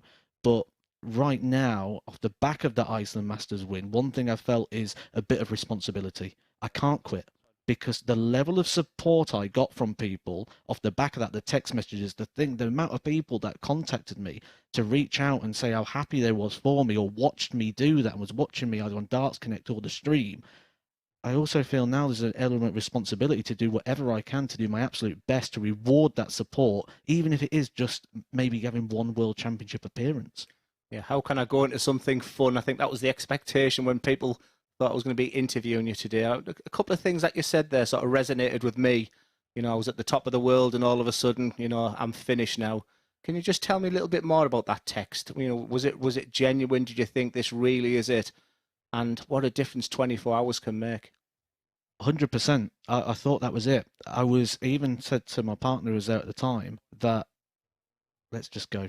You know, we've done the group stage. Let's just leave it. We won't bother with the knockout stage, because I genuinely didn't think I could possibly win the whole event. And it just shows you like what time difference makes. You mentioned there about like we're sat here now having this conversation at the most. It wasn't many sleeps ago. This would have been a Pro Tour match. And you was the Premier League champion, and I was qualifying for the World Championships, and I was in the top 64 in the world, and everything was looking. And it just shows like how time can change so quick, and appreciate what you've got. Yeah, but don't forget, Matthew, you told me, Glenn, there's gold at the end of the rainbow. It's not all about playing dart. And I don't know if you remember that conversation that you said to me, and it's something that I did cling to. And I honestly say to you now, happier than I was when I was the Premier League champion. So many doors have been opened, so many things have been doing. And, you know, just sort of them words that you gave me that time, because everyone thought that we hated each other. And then to sort of work with you and get to know you a little bit. When you said, you know, when you'd done that interview, and when you were talking there, I could feel the emotion in your voice. It does take us back to tonight, though, the MODUS Super Series. It is business. You know, you're here. Group B must feel good, the fact it's only best of 5 games, and, you know, it's sort of the ideal group. If you'd have been in Group A, Group B, Group C, it could have been a little bit tough on the body. I couldn't have done it. It had to be Group B, and that's what I mentioned when we agreed to come into the Super Series. It has to be Group B, because the other thing is, if this starts going wrong, which I genuinely feel like it could go brilliant, but the fact that I don't know is a unique thing. Now, before I'd go on to any stage in the world, and granted, I wasn't a champion, but I felt I could win it. Whether I did or I didn't, I believed I could. I sit here today and I don't know if I'm that guy. That's really interesting, because I was the opposite. I was travelling the last 18 months knowing I was going to lose. So it is really interesting to see. And we're all keen to see how you do today. I'm sure, you know, your game with Scott Mitchell's been highlighted as the battle of the commentators. But, you know, while I've got you for a few minutes, I want people to get to know the real Matthew Ed, because, you know, the guy seems brash, the guy seems confident with Edgar TV, the guy seems really funny. But when you meet you, you're actually quietly spoken and, dare I say, a little shy. Can you just take me back to Edgar TV? Because how did it start, and, you know, where do you see it going? I know you're working with Modus on some of the exhibitions, and if you can just try and get a little flavour out to the people who are watching now, a little bit about you. There's a couple of different stories to how it started. The real one, though, is I was about to play Michael Van Gerwen in the Players' Championship finals on stage on broadcasted TV. And I had a couple of mates round, and we was playing a bit of silly games and having a few drinks, a few beveraginos, and we ended up recording myself, interviewing myself about the Michael Van Gerwen game, and for whatever reason, I stuck it on YouTube. And I woke up the next morning, I thought, what have I done? And I looked on it, at like 6,000 views, and it's been picked up by different darts news sites and things, and they're all sharing it, and everyone was loving it. And I thought, I'll leave it up. And I went down there, and Michael came up to me himself, and he shook my hand, and he says, you've got to keep doing that. That was brilliant. It wasn't exactly those words. I can't repeat the exact words he said, but it was along those lines. And then I was like, okay, I'll go down the alley pally because I've qualified for the World Championship. I'll turn up early and make a bit of a joke video, one of your favourite Edgar TV episodes. And off the back of that, I really found a passion for it. I like learning new skills.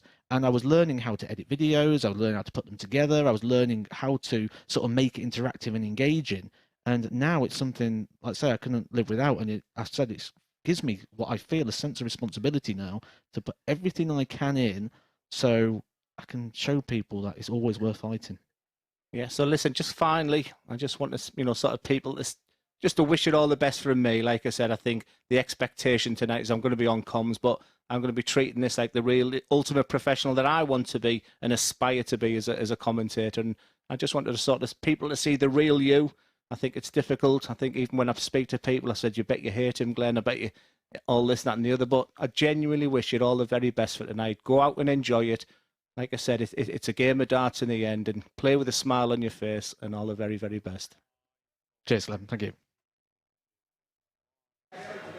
Great to hear from both of them there. Well, we get to the serious business of Champions Night here at the MODUS Super Series in a couple of minutes' time. We are down to just 4 names in the pot and in the race to win the trophy and £20,000. The first semi-final will be Luke Little against Scott Taylor, and that will begin on the other side of this short break. Conan Whitehead and Raymond Smith have already etched their names on this trophy, and only 4 players now remain in the race to become the Series 3 champion here at the Live Lounge in Portsmouth. And only 3 matches remain to see who the champion's going to be here at the MODUS.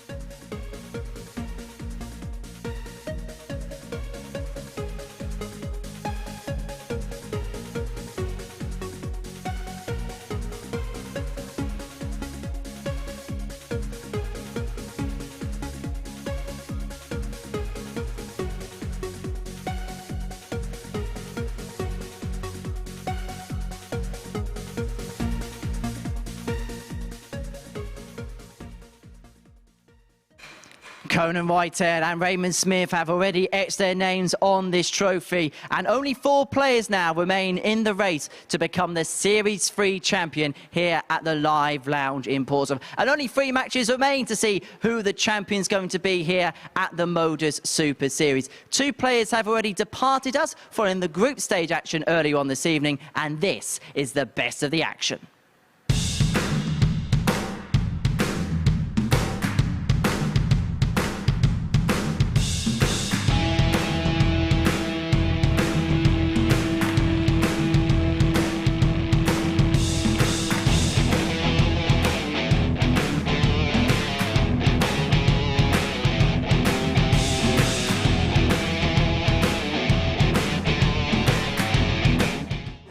And so just 4 remain in the race to become the MODUS Super Series champion, and we have seen an exhilarating night of darts so far. If you've only just joined us, you have missed one of the best nights we've seen under the roof here at the Live Lounge in Portsmouth. The internet's gone crazy for it. Luke Little has really impressed us so far. We're down to our final 4, and boy, did we see some drama in the groups. For a pivotal moment in this match, could this be it? bullseye for Littler. In it goes, the 1-2-1. Turns the game in his favour. He is most definitely here to do the business. Game, shot, Business and the done. match Littler. Takes care of the first affair. A 4-1 win. It is in each of the opening 2 legs for Worsley. Game, shot, the 6 legs, Scott It's a Taylor. complete Taylor turnaround stage, asking who done it about that technical 21. glitch, but the glitch is coming from the player himself here. Scott will require 47. A bit of a meltdown now. This can be classed as by John Worsley. Can Taylor take advantage? Taylor takes the win. And the match, He has Scott come Taylor. back from 3-0 behind in a dramatic affair. The drama added to by a pause in play off as if he was unbeatable. Bates has said, you know what, I'm not having this. He's having that. Have some of that. Back to back 12. Well, this is what he wants. Not the odd, just 120. For 3-1. The flatty. Even on a 120. Love it. That's bold, isn't it? What a shot that is. Look at that. Oh, and it's worked an absolute treat. 18 for Tops to complete an absolutely astonishing performance. Wow, wow. Mardo watched. Adrian Lewis Game, shot, the second leg, would have been around Taylor. about 17 or 18 at the Big leg, wasn't require it? 32. Scott Taylor just bogged himself down. Well, he's been Game, waiting around shot, all night, and the Jacob match, Taylor, and all Jacob of the Taylor. fun and frivolity they've gone on. It's a chance to keep his hopes alive, but that is a poor dart. Treble 17 to save it. Does that. Tops. Game, shot, the second leg, Darryl Pilgrim. How late do you want to leave it, pal?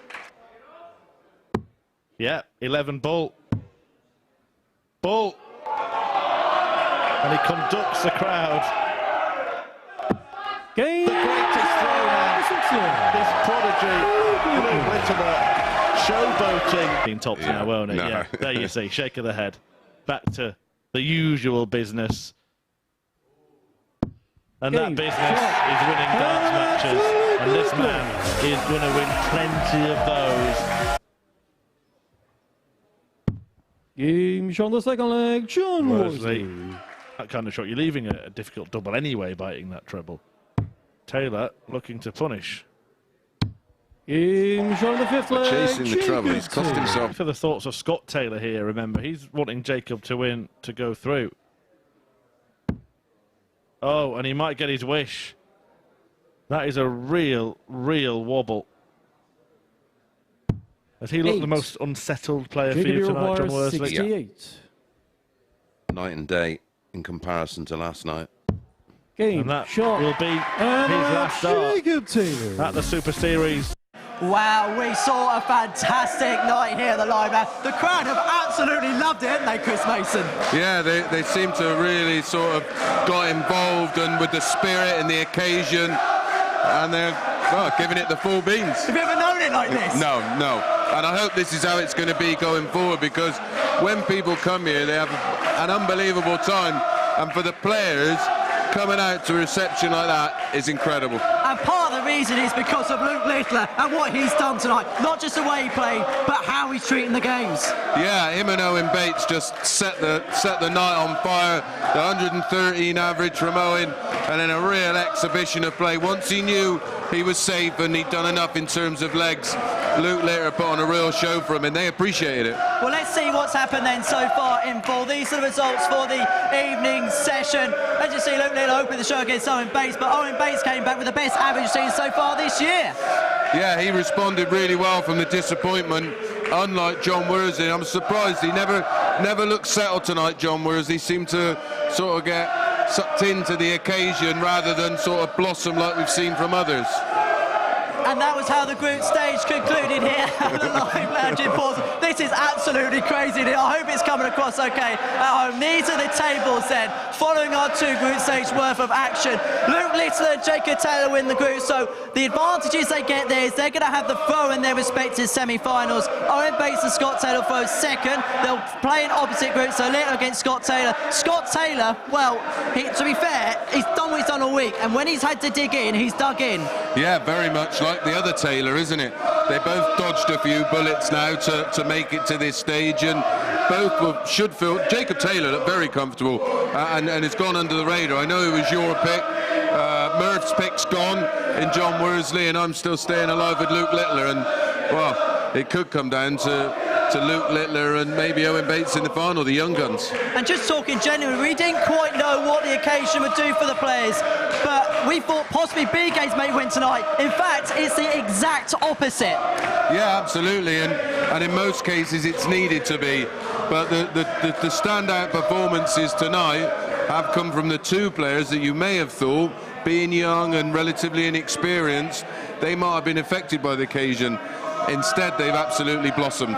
It's been youth that's trumped experience so far, and that is going to be the case in our semi-finals. We're going to see the two youngest players in the competition go in opposite semi-finals. So Luke Littler will kick off against Scott Taylor, then Jacob Taylor up against Owen Bates. Let's begin with that first one.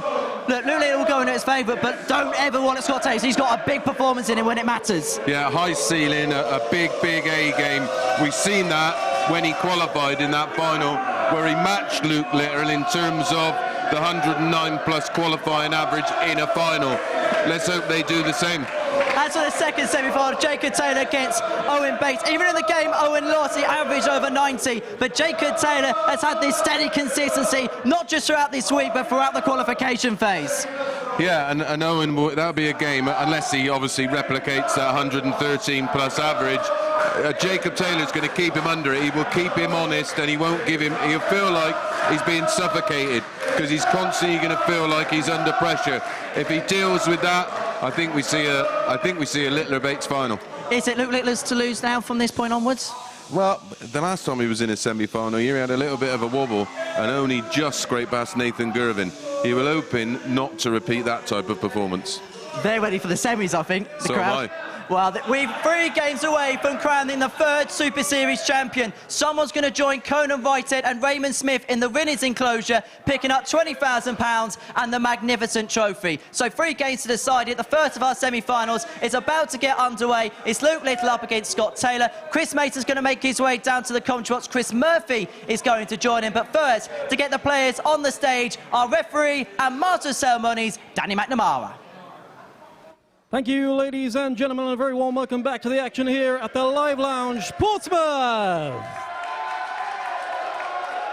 It is the MODUS Super Series Champions Week Finals, coming to you live on Sporty Stuff TV. It's now time to meet our players. Ladies and gentlemen, in semi-final number 1, please welcome Scott Taylor and Luke Littler.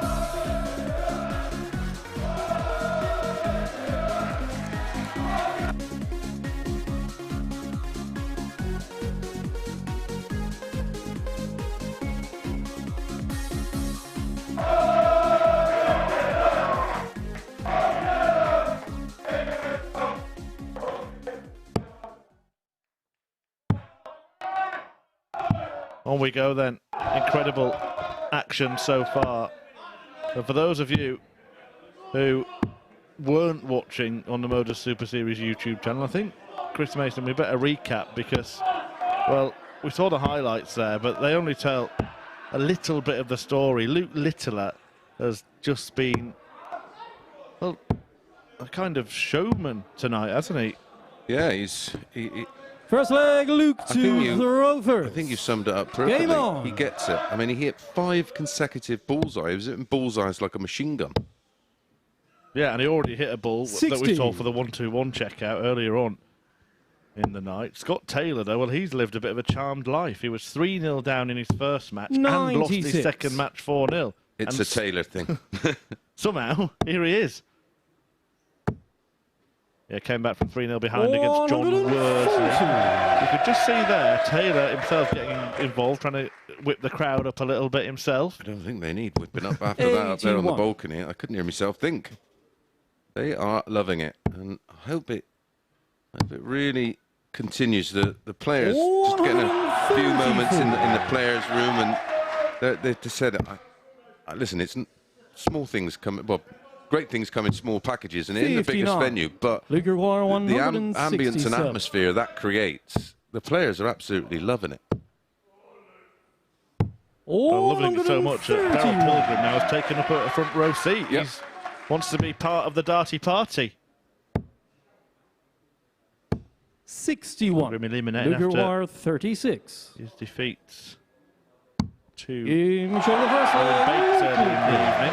Littler takes the first leg here. He has been brilliant in this series, has Darryl Pilgrim. He's provided us with some entertainment, including some bumper bullseyes of his own last night when he, the night before, when he produced the 120 ball. Lost out tonight. Didn't happen for him, did it, in those matches against Bates and Littler? But look at this. 100. Well, if there was ever going to be a night where we saw a 9, it'll be next week. 83. How many have you done in comms, Murray? Oh, quite a lot, actually. Oh, have you? Yeah, about. I reckon I'd give anyone a run for their money. I'm 41. Up to about 17. Wow. Yeah. I find the question odd when someone said how many you've done in comms. It wasn't me throwing them. I just happened to have the microphone when someone else did. Can't take any credit. But but it's still amazing to be part of a... Been blessed. Been really blessed. In fact, the first 9 darter I ever did 55. was followed by the second in the very same match, Michael van Gerwen on a pro tour. Now here, Scott Taylor 96. might give Luke Littler a little dose of his own medicine. 125. There's another option, which players don't tend to use very often, and that's the treble 18 route. The single 18 leaves 107, so 57 ball. You hit the 54. It's a little adjustment down to the treble 13 for 32. 85. Luke Iroquois, Could be bold, 94. but I think he will go for the 54 here. Nowadays, players are more aggressive on these types of shots. Oh, he has gone bull. Well, that's because he can't miss it. And I'll tell you what, you do well to hit this. 69. Wasn't far away.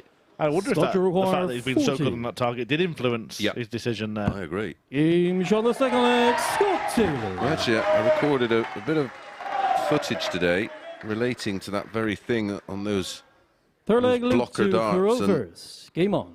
What we actually see from a player's perspective. 59. I think you'll be doing that piece, won't you, Murph, next week? Yeah, I believe so. You and Matthew Edgar, isn't it? Yeah, having a look over 36. your work. Some of it's a little ropey, I'm afraid, but yeah, I'll let you know, mate. C minus, see me. 140. I'm sure it'll be very insightful, and we will. Although I did manage to replicate the Justin Smith double 16. Oh, you hit it, did you? Yeah, I did. Sheffield. Well, a 180 there from Taylor. We do have a new character on the stage now as well. 95. You may notice the trophy for the first time. The winner of the Super Series will be given a trophy. There's one that is going to be held 41. here with all the names of all the winners engraved on it. And Conan Whitehead and Raymond Smith, the 2 names already on it. 85. Winners from Series 1 and Series 2. 130. There's a lot of Aussie dollars, wasn't it? 122. Yeah, certainly was. Treble 18 would have left that 54. buttered again. Yeah, break opportunity for Taylor. Said that a few times over the years. Been on the end of it a few times over the years. 70. Well, he's hit tops a few times. Luke Iroquois, 68. This Taylor. This is like a nightmare for you, mate. There are 2 Taylors in the semis. Double 10. Littler deals with it. Yeah, I'll probably seeing the name, I'll need therapy. I was just chatting to one of our crew while you were chatting with Henry on the balcony there, and I said it would just be typical Taylor here. Scott Taylor, that is. 46. To get the win over Luke Littler. These are the 2 players, remember, that had the best final performances in their weeks, both averaging 109 plus, identical averages in their wins. We did say in that chat we had that Scott Taylor's he's got a bad game in him. Well, he's had that bad game, hasn't he? He's also got a really high ceiling, and if he can produce that in this match, then maybe he's the one to stop Luke Littler. 140. Here is he may not have time to reach the level required. 140. Because right now, Littler, not for the first time tonight, averaging in excess of a ton. 93. Yeah, and he's put himself in position here to break and make it really difficult for Taylor. I mean, we've seen the odd blip from him, didn't we, in 140. Group A? Though he lost 5 matches in 134. Group A. But tonight, it's just been sustained brilliance. 98. This has to go. Squad require 117.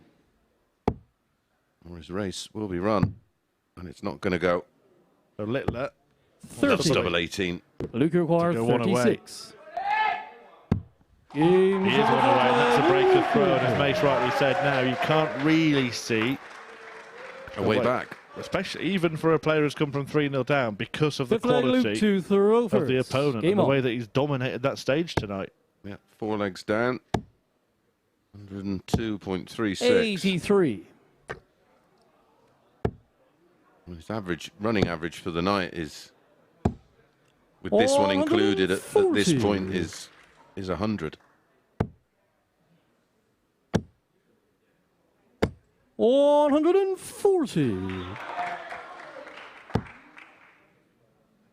And even with the showboating against Darryl Pilgrim, 60. he still averaged 100.24. Yeah, really, really incredible talent he is. And I feel like I say it too much, but I also 57. feel obliged to remind everybody he's 16 years old. And it's not hype, because it's happening in front of our eyes. You know, I'm like you. I keep looking 85. for something to go, nah, there's a flaw. Yeah, this will go wrong, that'll go wrong. Yeah. Well, it's all going right. On the night. 140.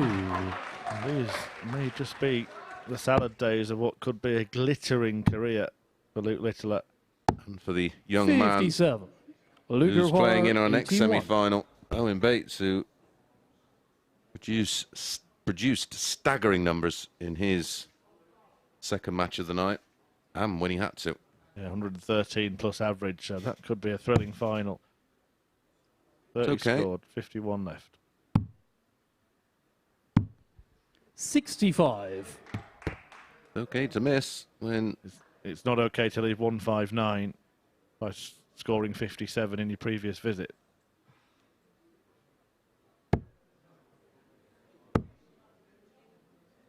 $97. Luke requires He knew 16. it, didn't he, before he approached the hockey Yep. there. Done himself out of a chance. Game. And Littler, And he's through to the final. He has been a big crowd favourite this evening, and he will continue to be so. This 16-year-old sensation takes Taylor apart and wins 4-1 to book his place in the money match. Another average of around 100, 4 out of 7 on the doubles, and Luke Littler is the first player through to tonight's grand final. Coming next, the other Taylor, Jacob of Canada, takes on Owen Bates, fresh from that 113 average he had a little earlier this evening. Don't go anywhere.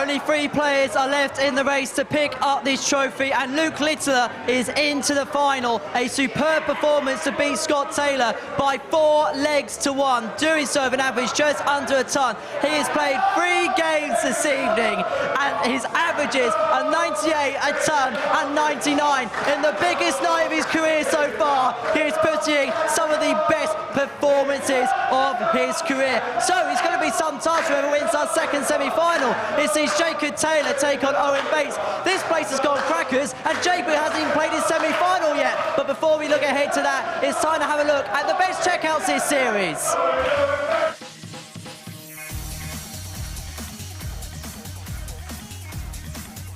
Party at the Super Series.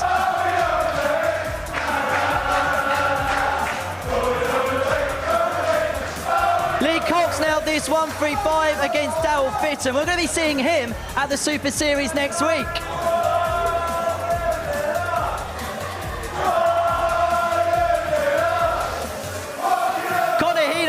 Nailed the 9. He was the man once again at the Super Series. This 1-4-1 against Alan Norris, notching perfection.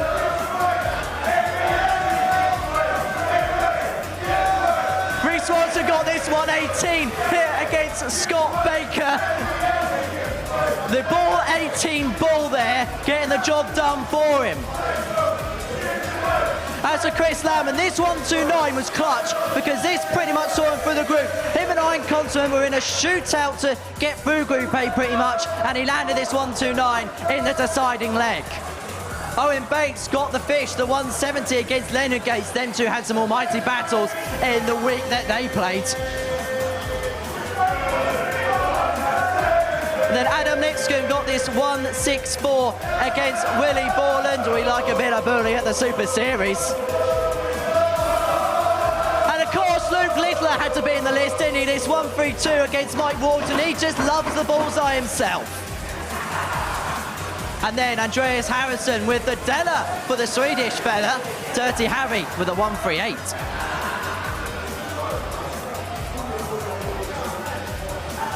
And then Darryl Pilgrim, how can you forget this?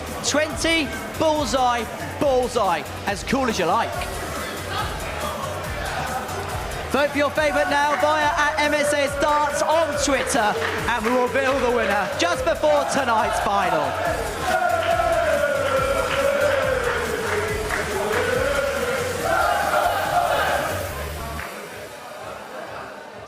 Check out this series. Our second semi-final between Jacob Taylor and Owen Bates will get underway shortly. But first, let's hear from the man of the moment, Luke Littler, because not long ago I caught up in a sit-down environment with the Luke, and wow, he did give us some great insights about his career so far. Here we are with the man of the moment, Luke Littler. Luke, it's been quite the couple of months for you, it has to be said, hasn't it? Yeah, I think 2023 couldn't have got off to a better start. Obviously, I've played in the UK Open, won a few WDF titles there and there, and now I'm in the finals of MODUS Super Series.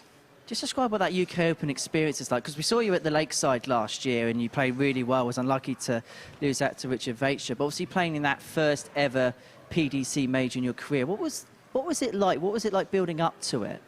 Well, I think a couple of weeks before, Phil Barr said, you definitely will be on stage, so I said, perfect. I love playing on stage, love playing in front of a crowd, and then to win an extra 2 games was just a bonus, and then just lost out to Gavlas, missing 5 darts to go 9-9. Just describe what that qualifying process is like, because you had to play in that Riley's qualifier. Is that almost as nerve-wracking as actually playing on the stage? Yeah, because it was in Riley's Manchester. Obviously, you got loads of local lads, loads of people I know, and it was really tough to get through, but I got through. And then following that UK Open success, you get to play in your first development tours, and it's fair to say you settled in quite well. Yeah, won 2, lost 1, then 2 last 8s, and then obviously I'm pretty clear, 3 grand clear at the minute, but I just got to forget all about that, and there's still 20 tours to play. Is it all about taking everything one step at a time at your stage in your career? Yeah, obviously going into the development tour, I said it's just a learning curve, but obviously I'm clear at the top so far, so I just got to keep the form on a development tour going. It's a lot of new experiences for you, obviously this week being one as well. Do you try and take as much of it in your stride as you possibly can? Yeah, obviously it's another stage that I've played on. It's another crowd that I'm going to be playing against. But yeah. And then moving forward to 2023, have you set any goals or expectations, or are you still at that stage where you just want to take everything as it comes? I just take everything as it comes. I have a practice at home now and again, and then my diary's packed, and I love travelling, love playing the game. Well, Luke, it's been great having you here this week. It's been great watching you play. And, well, he really is one of the stars of the future, isn't he? And you've been very lucky to have him here this week at the Super Series, Luke Littler. He really has lit up the Super Series this evening, has Luke Littler, and we are going to see him in the final just after 11 o'clock. But we still have one more finalist to confirm here at the Super Series, and it sees the also-steady Canadian Jacob Taylor in action. He's been absolutely fantastic, not just in qualification, but here at Champions Week. In these group stage matches, he got through with a game to spare, but up against him is Owen Bates, who's pulled out the best performance this year at the Super Series. An average in excess of 113 has seen him into the Final Four here at the Live Lounge in Portsmouth. One of them is a game away from taking on Luke Littler for the biggest prize that they play for in the sport. It's a big game, it's a big occasion, and we have a big name commentary team describing all of it. Chris Murphy will be alongside Chris Mason, but to get the players out on the stage, it's time to hand over to our referee and MC, Danny McNamara. Thank you, ladies and gentlemen. A very warm welcome back to the action here in the Live Lounge, Portsmouth. It is the semi-final number 2 here at the MODUS Super Series. Time to meet our players. Ladies and gentlemen, please welcome Owen Bates and Jacob Taylor.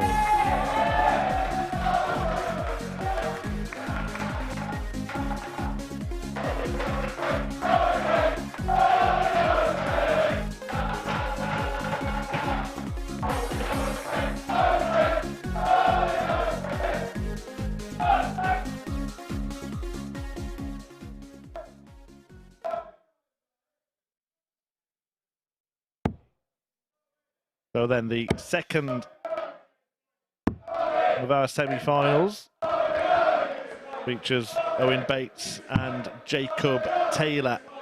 And they're a pair, Mace, that have met already a couple of times this week in some pretty important matches. Yeah, they were in Group C, of course. And Jacob has got the better of Owen, hasn't he? Despite that one match that we keep referring to where Owen had in total 12 match winning darts. Yeah, both of them 4-3 in favour of First Taylor. leg, Jacob to throw first. But Owen Bates, had he won that match, well, he would have pretty much been through at that point, or put himself certainly in a position to be through, and having lost it, he probably thought he was going to be out. If he had won it, it might have been Jacob Taylor who didn't make it through to finals night. Well, it would have been, and had Steve West beat Justin Hurd, then it definitely would have been 83. Taylor back across the Atlantic. As it is, well, both have lived a charmed life this week. 85. But in the Saturday session, finals night itself, they've both had a very different existence this evening, haven't they? Taylor has been strong and solid. 58. Owen Bates was battered by Luke Littler in his opener, but then thought, right, I've had enough of this, and came out and produced the best performance of the entire series. Yeah, and this year. 140. 4-1 win against Darryl Pilgrim with an average north of 113. Yeah, and Jacobs has just dropped 2 legs in total all night. 60. Beating Taylor 4-0 and getting rid of Worsley 4-2. Oh, 85. Bates having tossed 9 darts. He's just resetting himself and trying to rediscover the Bates of the second match rather than go back to the one of the first. Although, I mean, he wasn't too bad in that game. 140. Jacob 98. Nearly 91. He was reduced to just 5 darts at a double, a couple of 180s. 58. Owen, you require 160. Just steady away from Taylor. I did say to Henry, he's the kind of player, 63. Taylor, you've just got to Jacob, put away. You require 40. Game shot of the first leg, Jacob Taylor. If you let him linger, he will make you pay. 16 dart hold. Second leg, Owen to throw first. They've Game been on. treated and they've been captivated by what they've witnessed tonight. They've certainly been entertained. It ain't over yet. We still 96. have the £20,000 fixture to play in the final. The winner will pocket that amount and hoist that trophy aloft at the end 83. of the final.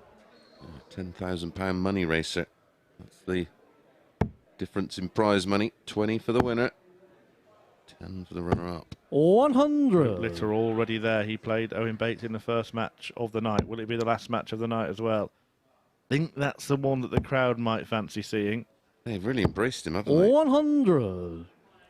Yeah. It's going to be a career high payday for whoever wins it. You will have heard in the links from Henry and Chris Mason alongside me, the crowd getting quite boisterous. But in some of the breaks, they've been singing songs like "There's Only One Luke Littler." Yeah.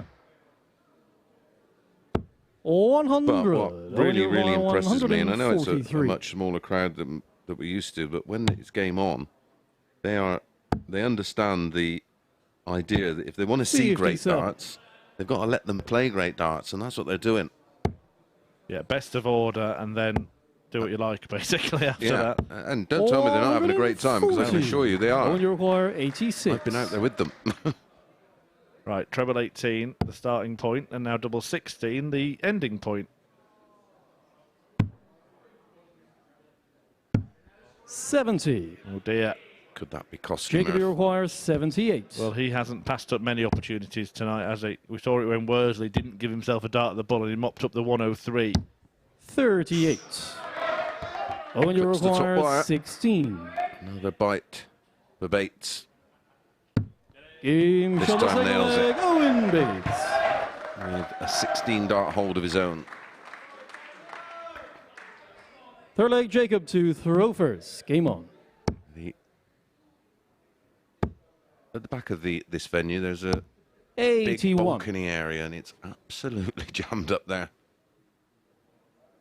I think it's a big crowd of people that they must be locals and they must know each other. 109. They're having a party.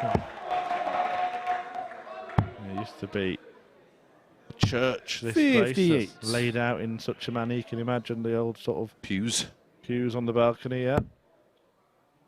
And there's still some of the original 85. features. Crafted timbers and stuff. It is a beautiful building. Hello, Bates had a 180 in this leg, and now Jacob Taylor's singing "I Will Follow Him."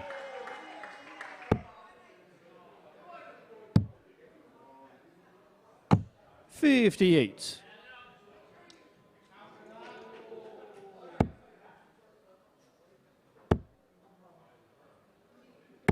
$140. Just been rock solid all evening, hasn't he? And it's built in, it's like acoustically perfect as well, this place, isn't it? 45. I don't know, I heard Henry singing here 42. once. Oh, yeah, that's true. Didn't do him any favours. Cancel that. Double 18. Big target down there. Game on the third leg, Jacob Getting Taylor. better that time. It's a 15 dart hold. There He's we playing exactly how I expected. Fourth There leg, you Owen go. to throw first. Amongst that lot is our presentation area, which is a little bit 55. more lively tonight. Yeah, well, that's the point as well. When they know they can, you know, when there's no 60. darts on the stage, you know they can be boisterous. And Henry doing a great job up there, just trying to let himself be heard. A good 81. old sing-song. And for those of you who do watch it back, we do appreciate your attendance and support of this and of the players. Yeah, and if you do want to be here for a 100. finals night, come and, you know, contribute to that atmosphere.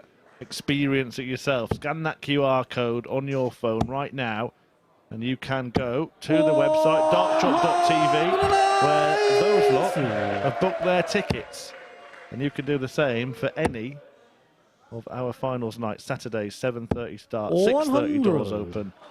I think tonight has just shown you that it is a good place to be.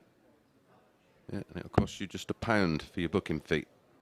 Where can you get entertainment 137. like this for £1? And a cheap beer. 123. Owen, you treble require 20s at the 48. moment, 10 a penny. And you've got a big choice. We're 50 Saturdays a year, aren't we? Yeah. Plenty to pick Game from. short of the fourth leg. Do a Owen double. Bates. He did a double there. And it's 2-2. Owen Bates just shrugged his shoulders, and it's now a race to 2 Fifth to leg, determine who Jacob will to take on Luke Throwford. Littler Game on. in the big match, the match that we've been playing the last 13 weeks for. Yep. 140. So far, leg 1, 16 dart hold for Taylor. Bates responded with a 16. It included a max on the 18s, a 162. And it was a 15 with a max from Jacob. And that was a 14 from Owen. Well, that's his third 180 of this match, Owen Bates. 45. Tried him plenty of those tonight, and he's just starting to ignite a little bit like that second game. He's now at 6 tonight and a 171. 140. Getting ready to correct you there, Mace. That's why he missed. A bit of a flyer, but this is the opportunity to pounce now, isn't it, against the darts. How long have you been stuck on 17 9-darters? I think the last one was in Southampton, to be honest. 135.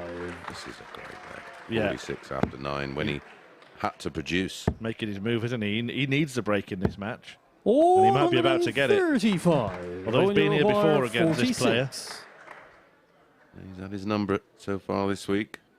His number here is double 16, 32. Takes his time over this.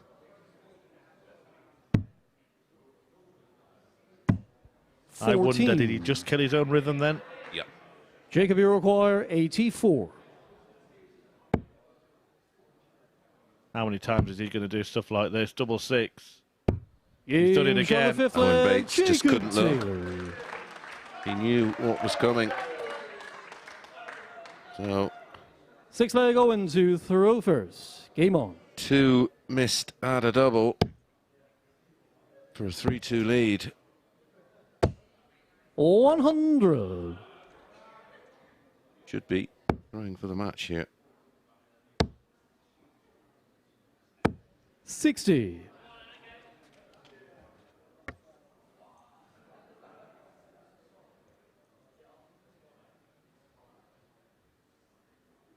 Well, Bates can only deal with his throw first, and then he's going to have to try and break again in a decider. 140. I'm sure a team that I've played against a few times over the years down in Devon, the Muff Boys. That is the Super League side that Owen Bates plays for. I'm sure you're all enjoying this. 60. He is doing you proud. He is, but how long will he be hanging around? It's looking likely to go the distance this one. 57. Well, that's what they do.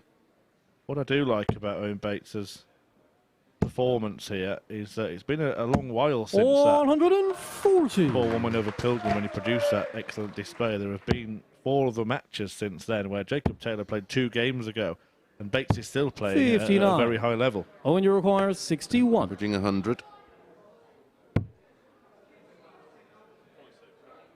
46 remaining. 32 remaining. Can he hit it this time? 45. Well, fortunately, he is so far in front, he won't be punished. He's going to be put under it. And how? 100. Pressure with a capital P. Owen, you require 16.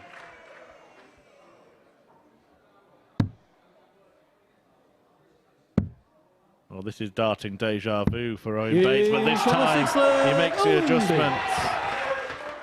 How late can you leave it? Well, it goes the distance. Seventh and Taylor final has the leg, Jacob darts. to Throwford. Game on. Every single match between the pair of them this week has been 4-3. The 2 that have been completed so far were won by Jacob Taylor, but not without drama. They've played 2 matches this week before this one. Owen Bates probably should have won 4. Missing 12 darts to beat him yesterday. and probably could have stopped him being here. 100. Now he wants to finally get rid of him. Needs a the big troubles. He's just trying to gee himself on. 60. What a time to come up troubleless twice. Yeah, and the steady, strong, 100. solid Canadian just carries on doing what he's been doing. Yeah, and this is one of his best performances this week. He's averaging 96. And that 60. is 9 darts without a trouble. He cannot believe it. What a time to have a leg of this type. Well, the only chance, do you think, he's going to win this leg now is to go 180 and then take out the remainder? Yep.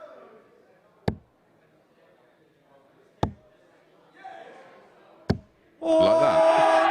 Well, that's half the job done. There's a little bit in the middle as well that's out of his control. Oh dear. Game. And shot. Jacob Taylor And the match. stands Jacob firm, Taylor. and he's through to the final. Owen Bates offers well played. Well played should be said to him tonight.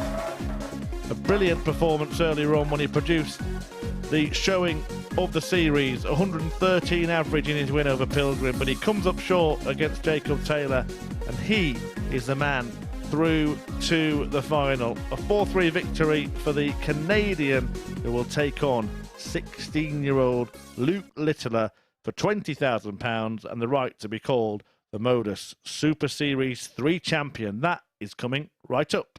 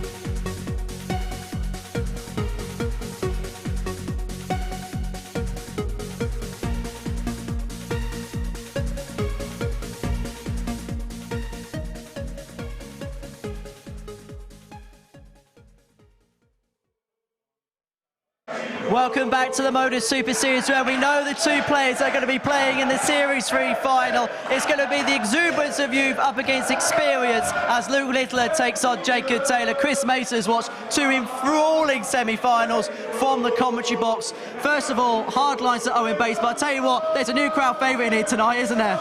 Yeah, he's been outstanding all week. Fair play. Still a very, very young man, right in the infancy of his career. And he paid the price. He created the opportunity with some stunning darts to lead 3-2 with a break, missed 2 at double 16, then produced a great leg to take it all the way, but slow and steady won the race for Jacob Taylor. And I don't mean this as a disrespect, but was that the quintessential Jacob Taylor performance where he does what he needs to do, he takes advantage of opportunities, and his two treble scoring is up there with the best of them? Yeah, I mean, that was one of his better performances, averaged at 96. He's finishing on point again, 4 from 8. He's very tough to beat. If you don't, he's that typical wily old pro that you've got to blitz. For him to have won that, he'd have needed like a performance where he had earlier in the night, where he had that 113 plus average. You've got to put him away and put him away early, because if you let him hang around, he will hit doubles. As to Luke Littler, he won through his semi-final. His averages so far tonight, he has no one under 98 yet. Yeah, he's been brilliant, hasn't he? I mean, his nightly average is just dipped below a ton, but only just. I think it's around 99. And he looks the player to beat, but you cannot count out Jacob Taylor. He's here to win it. He's invested a lot of money to be here. He's dodged bullets all over the place, and he's found his way into a final. I mean, Littler was my pick, but I've been saying since Thursday, look out for Jacob Taylor, because he just keeps finding a way to get through and finding a way to win. We'll preview that final in full in just a second, but first, it's time to find out the winner of the checkout of the series. Mate, Scott Baker had flashbacks to yesterday. He's starting on the ball. It's 18 for ball. This could be the best shot you've ever seen. Wow! And look at Scott Baker. Couldn't be anything else, could it? Well, we couldn't put in the ball 11 ball from Luke Littler, but yeah, that was incredible, because Reese is just a real flamboyant player, and he goes for his shots. He goes some really unusual ways that leave me adding them up after it's been hit. And how that final bullseye went in, there didn't look any room, but he squeezed it in. Well, we'll talk about the final in just a second. Luke Littler against Jacob Taylor. It's not too far away now. But before we do that, a couple of weeks ago, Scott Mitchell played in this competition. And we thought it's a good time for him to have a chat with his fellow pro, Paul Nicholson, to talk all things darts. Hello, everybody. I'm sitting here with Scott Mitchell, who has a very unique insight into Portsmouth and where we started with the MODUS Super Series. It must be very interesting for you to come here, Scott, because you were one of the mainstays of the at-home darts that we started, and now you bypassed all of the other stuff in the middle, and you're here now. What do you think? Look, I've been here as a commentator like your good self, and I find this place amazing. And like you say, when we started, and you know, I was on those first early weeks and playing guys like yourself and Barney and Phil and Fallon was involved. But I live in this little village, and we had no internet signal at all, so we're out the back of my place putting in scaffold poles and putting them in the ground to even get a signal for me to be on it. I mean, it was the most amazing time, and you had to pinch yourself to think that we were playing 3 days a week from home in lockdown. But then to see it develop into what was at Southampton, and then I came here obviously as commentary, and I came up here and had a throw. I had to be honest. I found a set of darts. I came up and had a throw, nothing like mine, and I just think, wow, how has it got here? And you know, there was a vision, and obviously it was a vision that I probably didn't have when we were doing it at home. But wow, and how are players taken to it, and where have the players gone from being here? It's just an amazing thing. We did see you at the Summer Series in 2020, and you were playing top-level darts in the PDC system as an alternate, because you had a great start with the Challenge Tour. And then you get your tour card at the start of 2021 and play for a couple of years. What did you think about your 2 years in the PDC system as a card holder? It's very easy to work out. I was right, you know, you hit the ground running. When you get that tour card, the confidence to be in that room is just sky high. And I was even lucky enough to have the year before, because I topped the Challenge Tour and then COVID hit. And then we started playing behind closed doors. But that was very difficult for me because obviously we were going away for 5-6 days at a time, you know, behind closed doors and tested on the way in and tested on the way out. It was difficult for me to find cover really for the farm and everything. I was very lucky. But I had an insight into what it was about. And, you know, I loved every second, even the seconds that it was going wrong, because you're learning about yourself. It's very easy to come back and throw your darts on the table and go, you know, but the people in that room, that 128, are very, very special people. And they do special things at special moments, every single one of them. So to be, that's how I felt when I was there. You know, you'd be sat there and somebody would poke a 170 against you when you sat on tops and you think, oh, you know what, there's 5-5, people don't do that, but they do there. And it takes you to another level in your mind to know that you have to do that. And we're watching players that go in there and we go, do you know what, I'm not sure they're going to make it. And they're playing great because it's their thing. Some people it suits, some people it doesn't. For me, I loved every minute of it, and I was heartbroken when I lost my card. Over the 2 years, a lot of people have talked about you not keeping your card was purely down to not qualifying for European Tour events. Do you think that's the case? Absolutely. You know, I was. You know, you have there's 14 or 13 European events in the second year, and I never made one of them. But I was dropping on Chizzy, I was dropping on Aspinall in the final, I was dropping on Luke Humphreys and Luke Woodhouse. It didn't matter which one, because they were there and they wanted that as badly as ever, and they needed it as much as I did. So it wasn't that I wasn't making even like the finals to go through. It was crazy. And people would pop up and hit 107 average against you, and you go, where's that come from? You know, and these are guys, you know, Ted Evans, I think, hit 107 average against me. Jimi Hendrix hit 107 average in that second year, and it just, they've hit the ground running, and I was going, do you know what? Well done, Nipper. Well done, because that was me the year before. Things have gone a little bit full circle in the last 6 months or so, because, like you mentioned, the card was lost. You didn't make it to Alexandra Palace, but recently we've seen you back in an England shirt. How did that feel? Was that unexpected? And because when you went to the PDC system, did you think that you'd never grace that England shirt again?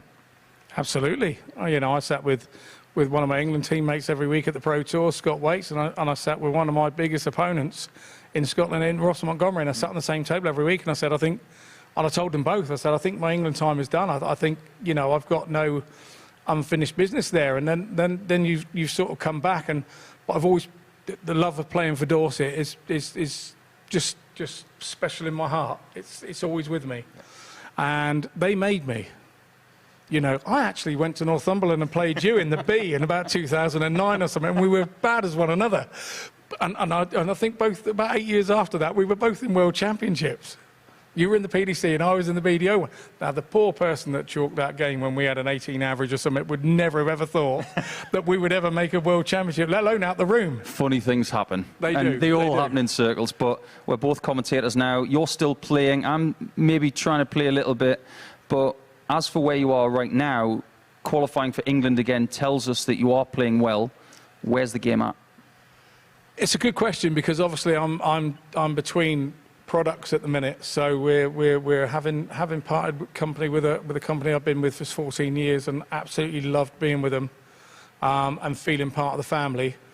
It was a massive decision for both of us, really, to decide by mutual agreement we weren't going to get where we were, which is how grown up we were about it. There's no animosity there, and you know, it was just time to try something new. So that's been difficult, getting all that sorted. That's in my mind. I feel like we're coming through the other side of that. Mm-hmm. We're developing a new dart with a new company, which is great, and I'm excited again. You know, I'm really excited about playing again. I was out playing last night on a Wednesday night league in the Bournemouth Business House League, in some back-end social club. I'm just really enjoying it again, and you don't realise the pressures of being on the pro circuit, you know. And I think the hardest thing was losing my card and people asking you why, because I don't think I lost it because I was playing badly. I think people were playing really well against me, and I think I ran a 93 average one year for 458 games and a 92.8 for the other, and you just think, and then you start answering the questions and you're telling yourself that you've played bad because you're having to explain why you haven't got there. And so I've had that sort of lull for a couple of months of thinking, I've probably talked myself into that. I'm too old. I should know that. So I've talked myself into being that I'm a bad player. You should know, Scott, that there's no age barrier when it comes to darts, and that brings seniors into it. I don't mean to bring up the fact that you are over 50 now, but for some people, life begins at 50. You look at Richie Howson, who has revitalised his darts with seniors darts. You had a little bit of a dabble into the World Senior Championship. What was that like, and what do you see for seniors in the couple of years coming up? Well, all I can say is about 15 years ago, I'd have paid to play Peter Manley.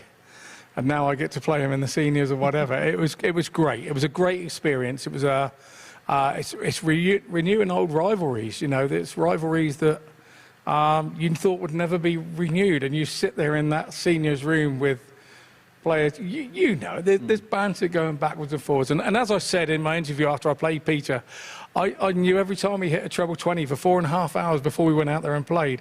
But it wasn't nasty. It was such a breath of fresh air where people genuinely wanted people to do okay, you know. And it was I've loved every minute of the seniors tour, and I'm going to continue to do it as long as I can. But my burning desire is to go back and get a tour card again if I possibly can. Still excited, still capable. Scotty Dog Mitchell, watch out. The future is looking very pink. Great to hear from both of them there. But we've got the serious business of the final now. Luke Litter up against Jacob Taylor. Luke Litter's going to go in it as favourite because of the form that he's put in this week and some of the averages that he's put in this week. But you shouldn't discredit what Jacob Taylor can do. No, there's been no block on anything that Littler's done tonight. He goes in, he's hit the big numbers, he's the favourite, but do not write off Jacob Taylor. The way he's got to this final, the way he's navigated his route through, we spoke about it in our chat earlier, it may be destiny. Have you ever known anyone light up this arena like Luke Littler has? No, he's just captured their imagination, I think, because he engaged with them and he's entertained them. Murph had it right earlier. He gets it. He's up there, he's an entertainer, and he gives them what they want. So there we go, that's the final, the third final here at Champions Week at the MODUS Super Series. And look, it's a nice cast list to join Conan Whitehead and Raymond Smith. And if Jacob Taylor wins, 3 winners from 3 different continents. Yeah, it just shows you how far and wide and the reach now of the Super Series. And it's only going to get bigger and bigger, and we're going to have more and more players literally from all around the world. This is only the beginning. And as for Luke Littler, if he wins, God forbid the headlines tomorrow. Yeah, I mean, that Bull 11 ball in the 5 consecutive balls has already gone viral. Modern world we live in. One last thing, this crowd, they've been great, haven't they? Yeah, they've been amazing. I said it on comms, if they watch it back, on behalf of everybody at the Super Series and the players, thanks a million. They've been that informed by, they've even been singing our names. That's how crazy it is. But it's time for the serious business because someone is about to win £20,000 and write themselves into Super Series folklore. Only Conan Whitehead and Raymond Smith have lifted the trophy before. One more name is going to join that club. Is it going to be Luke Littler, the 16-year-old Sation who is taking the world of darts by storm? Or is it going to be another international winner in Jacob Taylor? Chris Mason's going to make his way down to the commentary box to describe all the action in the company of Chris Murphy. But it's time for the walk-ons ahead of the final, and to do that, here's Danny McNamara. Thank you, ladies and gentlemen. You're all very welcome back to the live lounge here in Portsmouth for the MODUS Super Series final. We are coming to you live on Sporty Stuff TV. It's now time to bring the players to the stage. Ladies and gentlemen, introducing firstly from England, it's the Nuke, Luke Littler.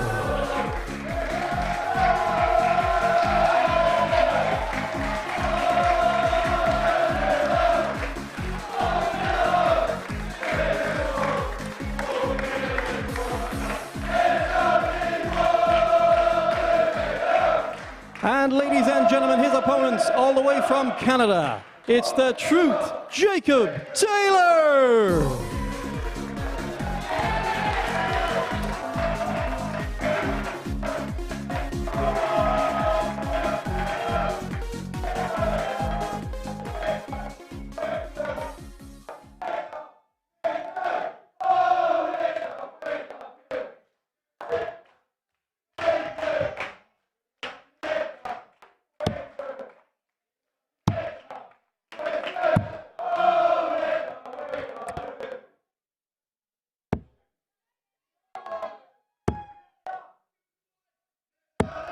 Well, here we go then. This is it. The big money match. The day that started with a coronation will end with one here at the Super Series. Who will be crowned king? Will it be the boy who many believe was born to be king of darts, Luke Littler?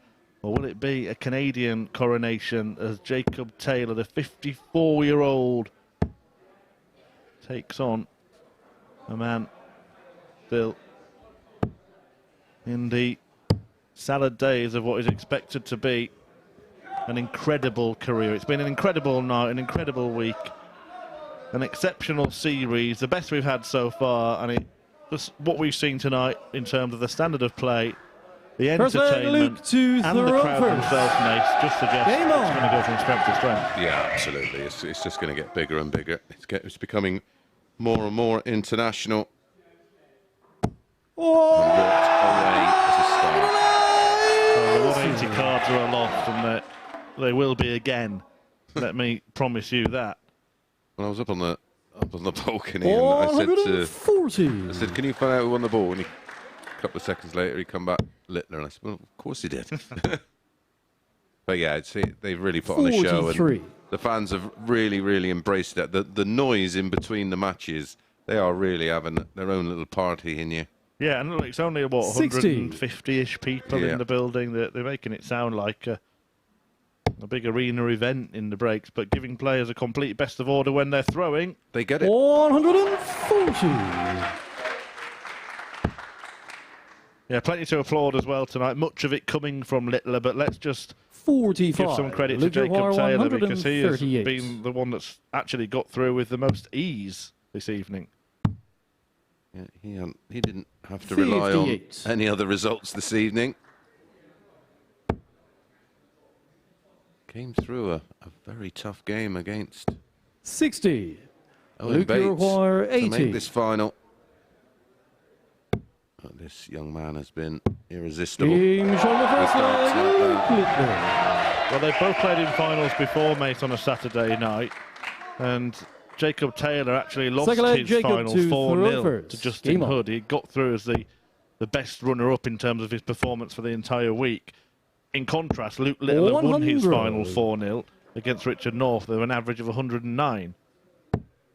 Yeah, he doesn't have any negative memories of being in a final. And you say he's still in the infancy of his career. He's still in school, Murph. Yeah, well, he's certainly dished out a few lessons on the dartboard tonight. Taylor is tough to beat, and you give him a sniff, he punishes. We saw that in a couple of his matches already tonight. 58. Punisher. My nickname. Yeah, John Worsley saw it when he took out a 103 in that match. We saw Owen Bates miss opportunities and Taylor mop up in the semi-final. That went down to a decider. Well, he produced one of his better performances in the semi-final against Jacob Owen Bates, 81. He averaged in excess of 96. 41. Going along very nicely in this final so far in the early stages. 100. Every time I look at our fruit machine, which is where all of our data is, which is on a monitor, every time I look up there, Luke Littler seems to be on the second leg, consistently in excess of 100. And there's no difference here. Well, there'll be no 4-0 in this final. Third leg, Luke Taylor squaring up. First leg he's won in a final here. Now, look, Luke Littler has won many, many titles in the WDF system. He's won 2 development tours recently. World Masters Boys, a JDC World Championship. He's won loads of stuff. But this, in front of the TV cameras, is this the week when everybody in the world of darts stands up and says, this man's a real deal? Well, many of the things he's produced this week gets clipped up and does all the socials, and many moments tonight that he's produced has gone viral, and there aren't going to be too many people in the darts world that don't know about him. But as I always say, it's the casual sports fans we want to get to know him, and he's aware of that. His understanding of brand awareness. He knows he's an entertainer. And how comfortable he looks on the stage. He owns the stage. Oh, Barry Hearn must, 140. as a lifelong Luke promoter, must look at this 87. young man and think, wow. Yeah, darts is in safe hands. Avoids the ball this time, wants double 5 82. instead. Might have been better. Missing the Jacob treble there, Luke. 140. Didn't miss the treble. Well, Taylor hasn't missed that treble, nor that one. Give him an inch. 130. Wow, a dart away from a breaker throw and a 2-1 lead. So double 2 for 2-1 to Littler instead. Awkward, but he finds a way and lets out a roar in celebration. Taylor remaining unfazed. He's just getting on with his business, but Luke Littler there. Fourth leg, for Jacob all of to the throw first. flamboyant finishers this evening, that double 2 could be the key one. Yeah, huge. Well, the fact that he was allowed to 41. go back at the 5, Jacob Taylor. Well, that would have been typically Taylor this week, wouldn't it? Yeah, absolutely. 100. Finding a way to win a leg, he looked like he was going to lose. Nobody has really blitzed their spells at the Super Series like Luke Littler has. He won Group A on his qualifying week and then won finals night, and now he's looking like winning finals night from winning Group A on Champions Week. 134. That is some level of darting dominance, particularly in a short format. Yeah, and on debut. 57. Well, I'm pretty sure he'll be back to defend the title should he lift the trophy. He'll be the first player to lift the trophy at the end of this one. We did have winners before, but they were given giant checks. I think they had some complaints that when they walked into the local branch, they refused to cash them. 140. Luke Require 167. Yeah, nice to have some silverware. Yeah, and it's something that will be retained here. They will have their pictures taken with it, and then it will go off to the engravers, and, well, he will forever have his name on the trophy, and I've got 43. A feeling it's not going to be on there just the once. 36. Well, this is a chance to break. It's okay. 8. Still okay, really, because Taylor's not in finishing range. I mean, we always say it, but we want the players to fulfill their dreams, and if their dreams are getting a tour card, which no doubt at some 85. stage that will Luke be Require Luke Littler's 28. MO. We wish him all the best and don't want to see him back. Well, not for a long time anyway. Well, in the end, he gets there on that checkout. Had to kind of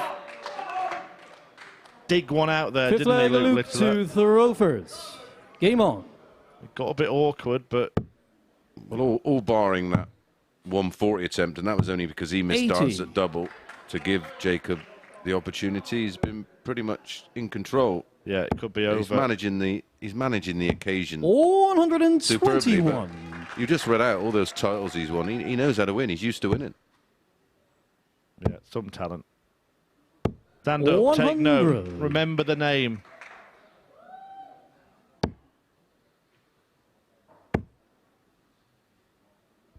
$140. Remember Jacob Taylor's name as well, because if you're a fan of the CDC, and I know lots of players and fans in America and Canada will be tuned in, he has done you proud. Well, it's been a worthwhile trip, hasn't it? Yeah. For Jacob Taylor. He has cashed. 92. £10,000 in the pocket. He can upgrade his flight on the way home. But that way home might be getting a little bit 93. closer. Jacob, you require 148. Oh, we're being a little premature. Another one of those. Double 14 for the breakback. 134. Well, it would be the ultimate irony and really fitting if Luke the Nuke you require 88. was to finish the final on the bullseye after his exploits earlier this evening. He's going to get better than that too. At double 14. And Luke Littler, Super Series champion. The leading light. The Super Series. It's sweet success for the 16-year-old who becomes the third MODUS Super Series champion. A family affair, emotion for the young man, but Luke Littler, well, he's a deserving champion, isn't he, mate? Yeah, he's been outstanding. Look at the end average, 98.22, a couple of 180s in there, 4 out of 11 on the doubles. Jacob Taylor had a couple of opportunities, but they were biggies. The 140 missing the double 10, and then right at the death, the 148 missing the double 14. But it's been some week for him, and I cannot wait to see him back. I can't wait to see what's going to happen in the future of Luke Littler. Yeah, Series 4 will get underway on Monday, 9:30 a.m. It will all start again, but it is Conan Whitehead, Raymond Smith, and now Luke Little are the names that will be on the trophy. Just a quick word for Jacob Taylor, because he has been excellent, hasn't he? Yeah, he's been outstanding. He took a big risk coming over, and the flights and the costs involved, but yeah, he went very close in the end. Well, it was close for Taylor, but it's Littler who is the champion. He's got a trophy to be presented with, and first he's going to have a word with Henry Deacon. Chris, thank you very much indeed. Luke Littler, many, many congratulations. You're the MODUS Super Series champion. No words, honestly. What you've done tonight is light up a tournament and light up an arena in a way that not many can. You played in one of the biggest games of your life, one of the biggest nights of your life, some unbelievable darts. Well, yeah, obviously I made the crowd get on my side in the second group game, but ever since they've obviously been on my side, and it's helped me a lot.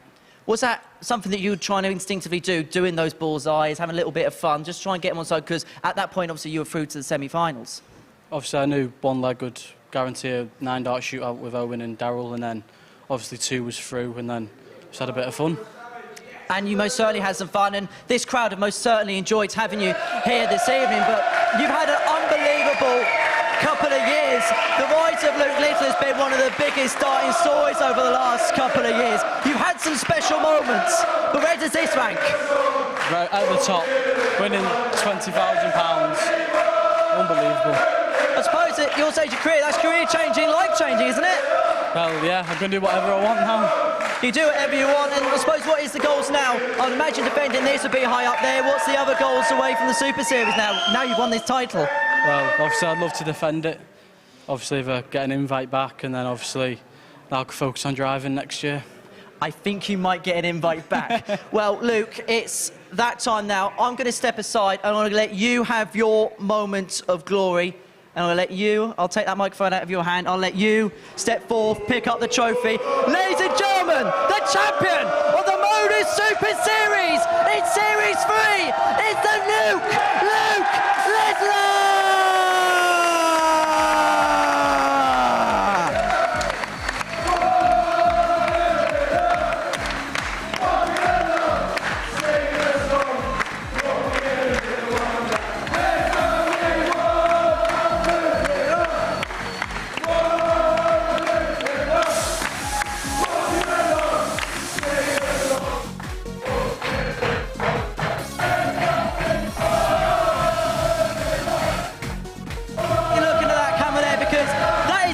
Here in Series 3 of the MODUS Super Series, and this man, Luke Littler, has lit up the competition, and he has won big time. We'll see you on Monday morning for the beginning of Series 4, but the final word goes to your champion, ladies and gentlemen, Luke Littler!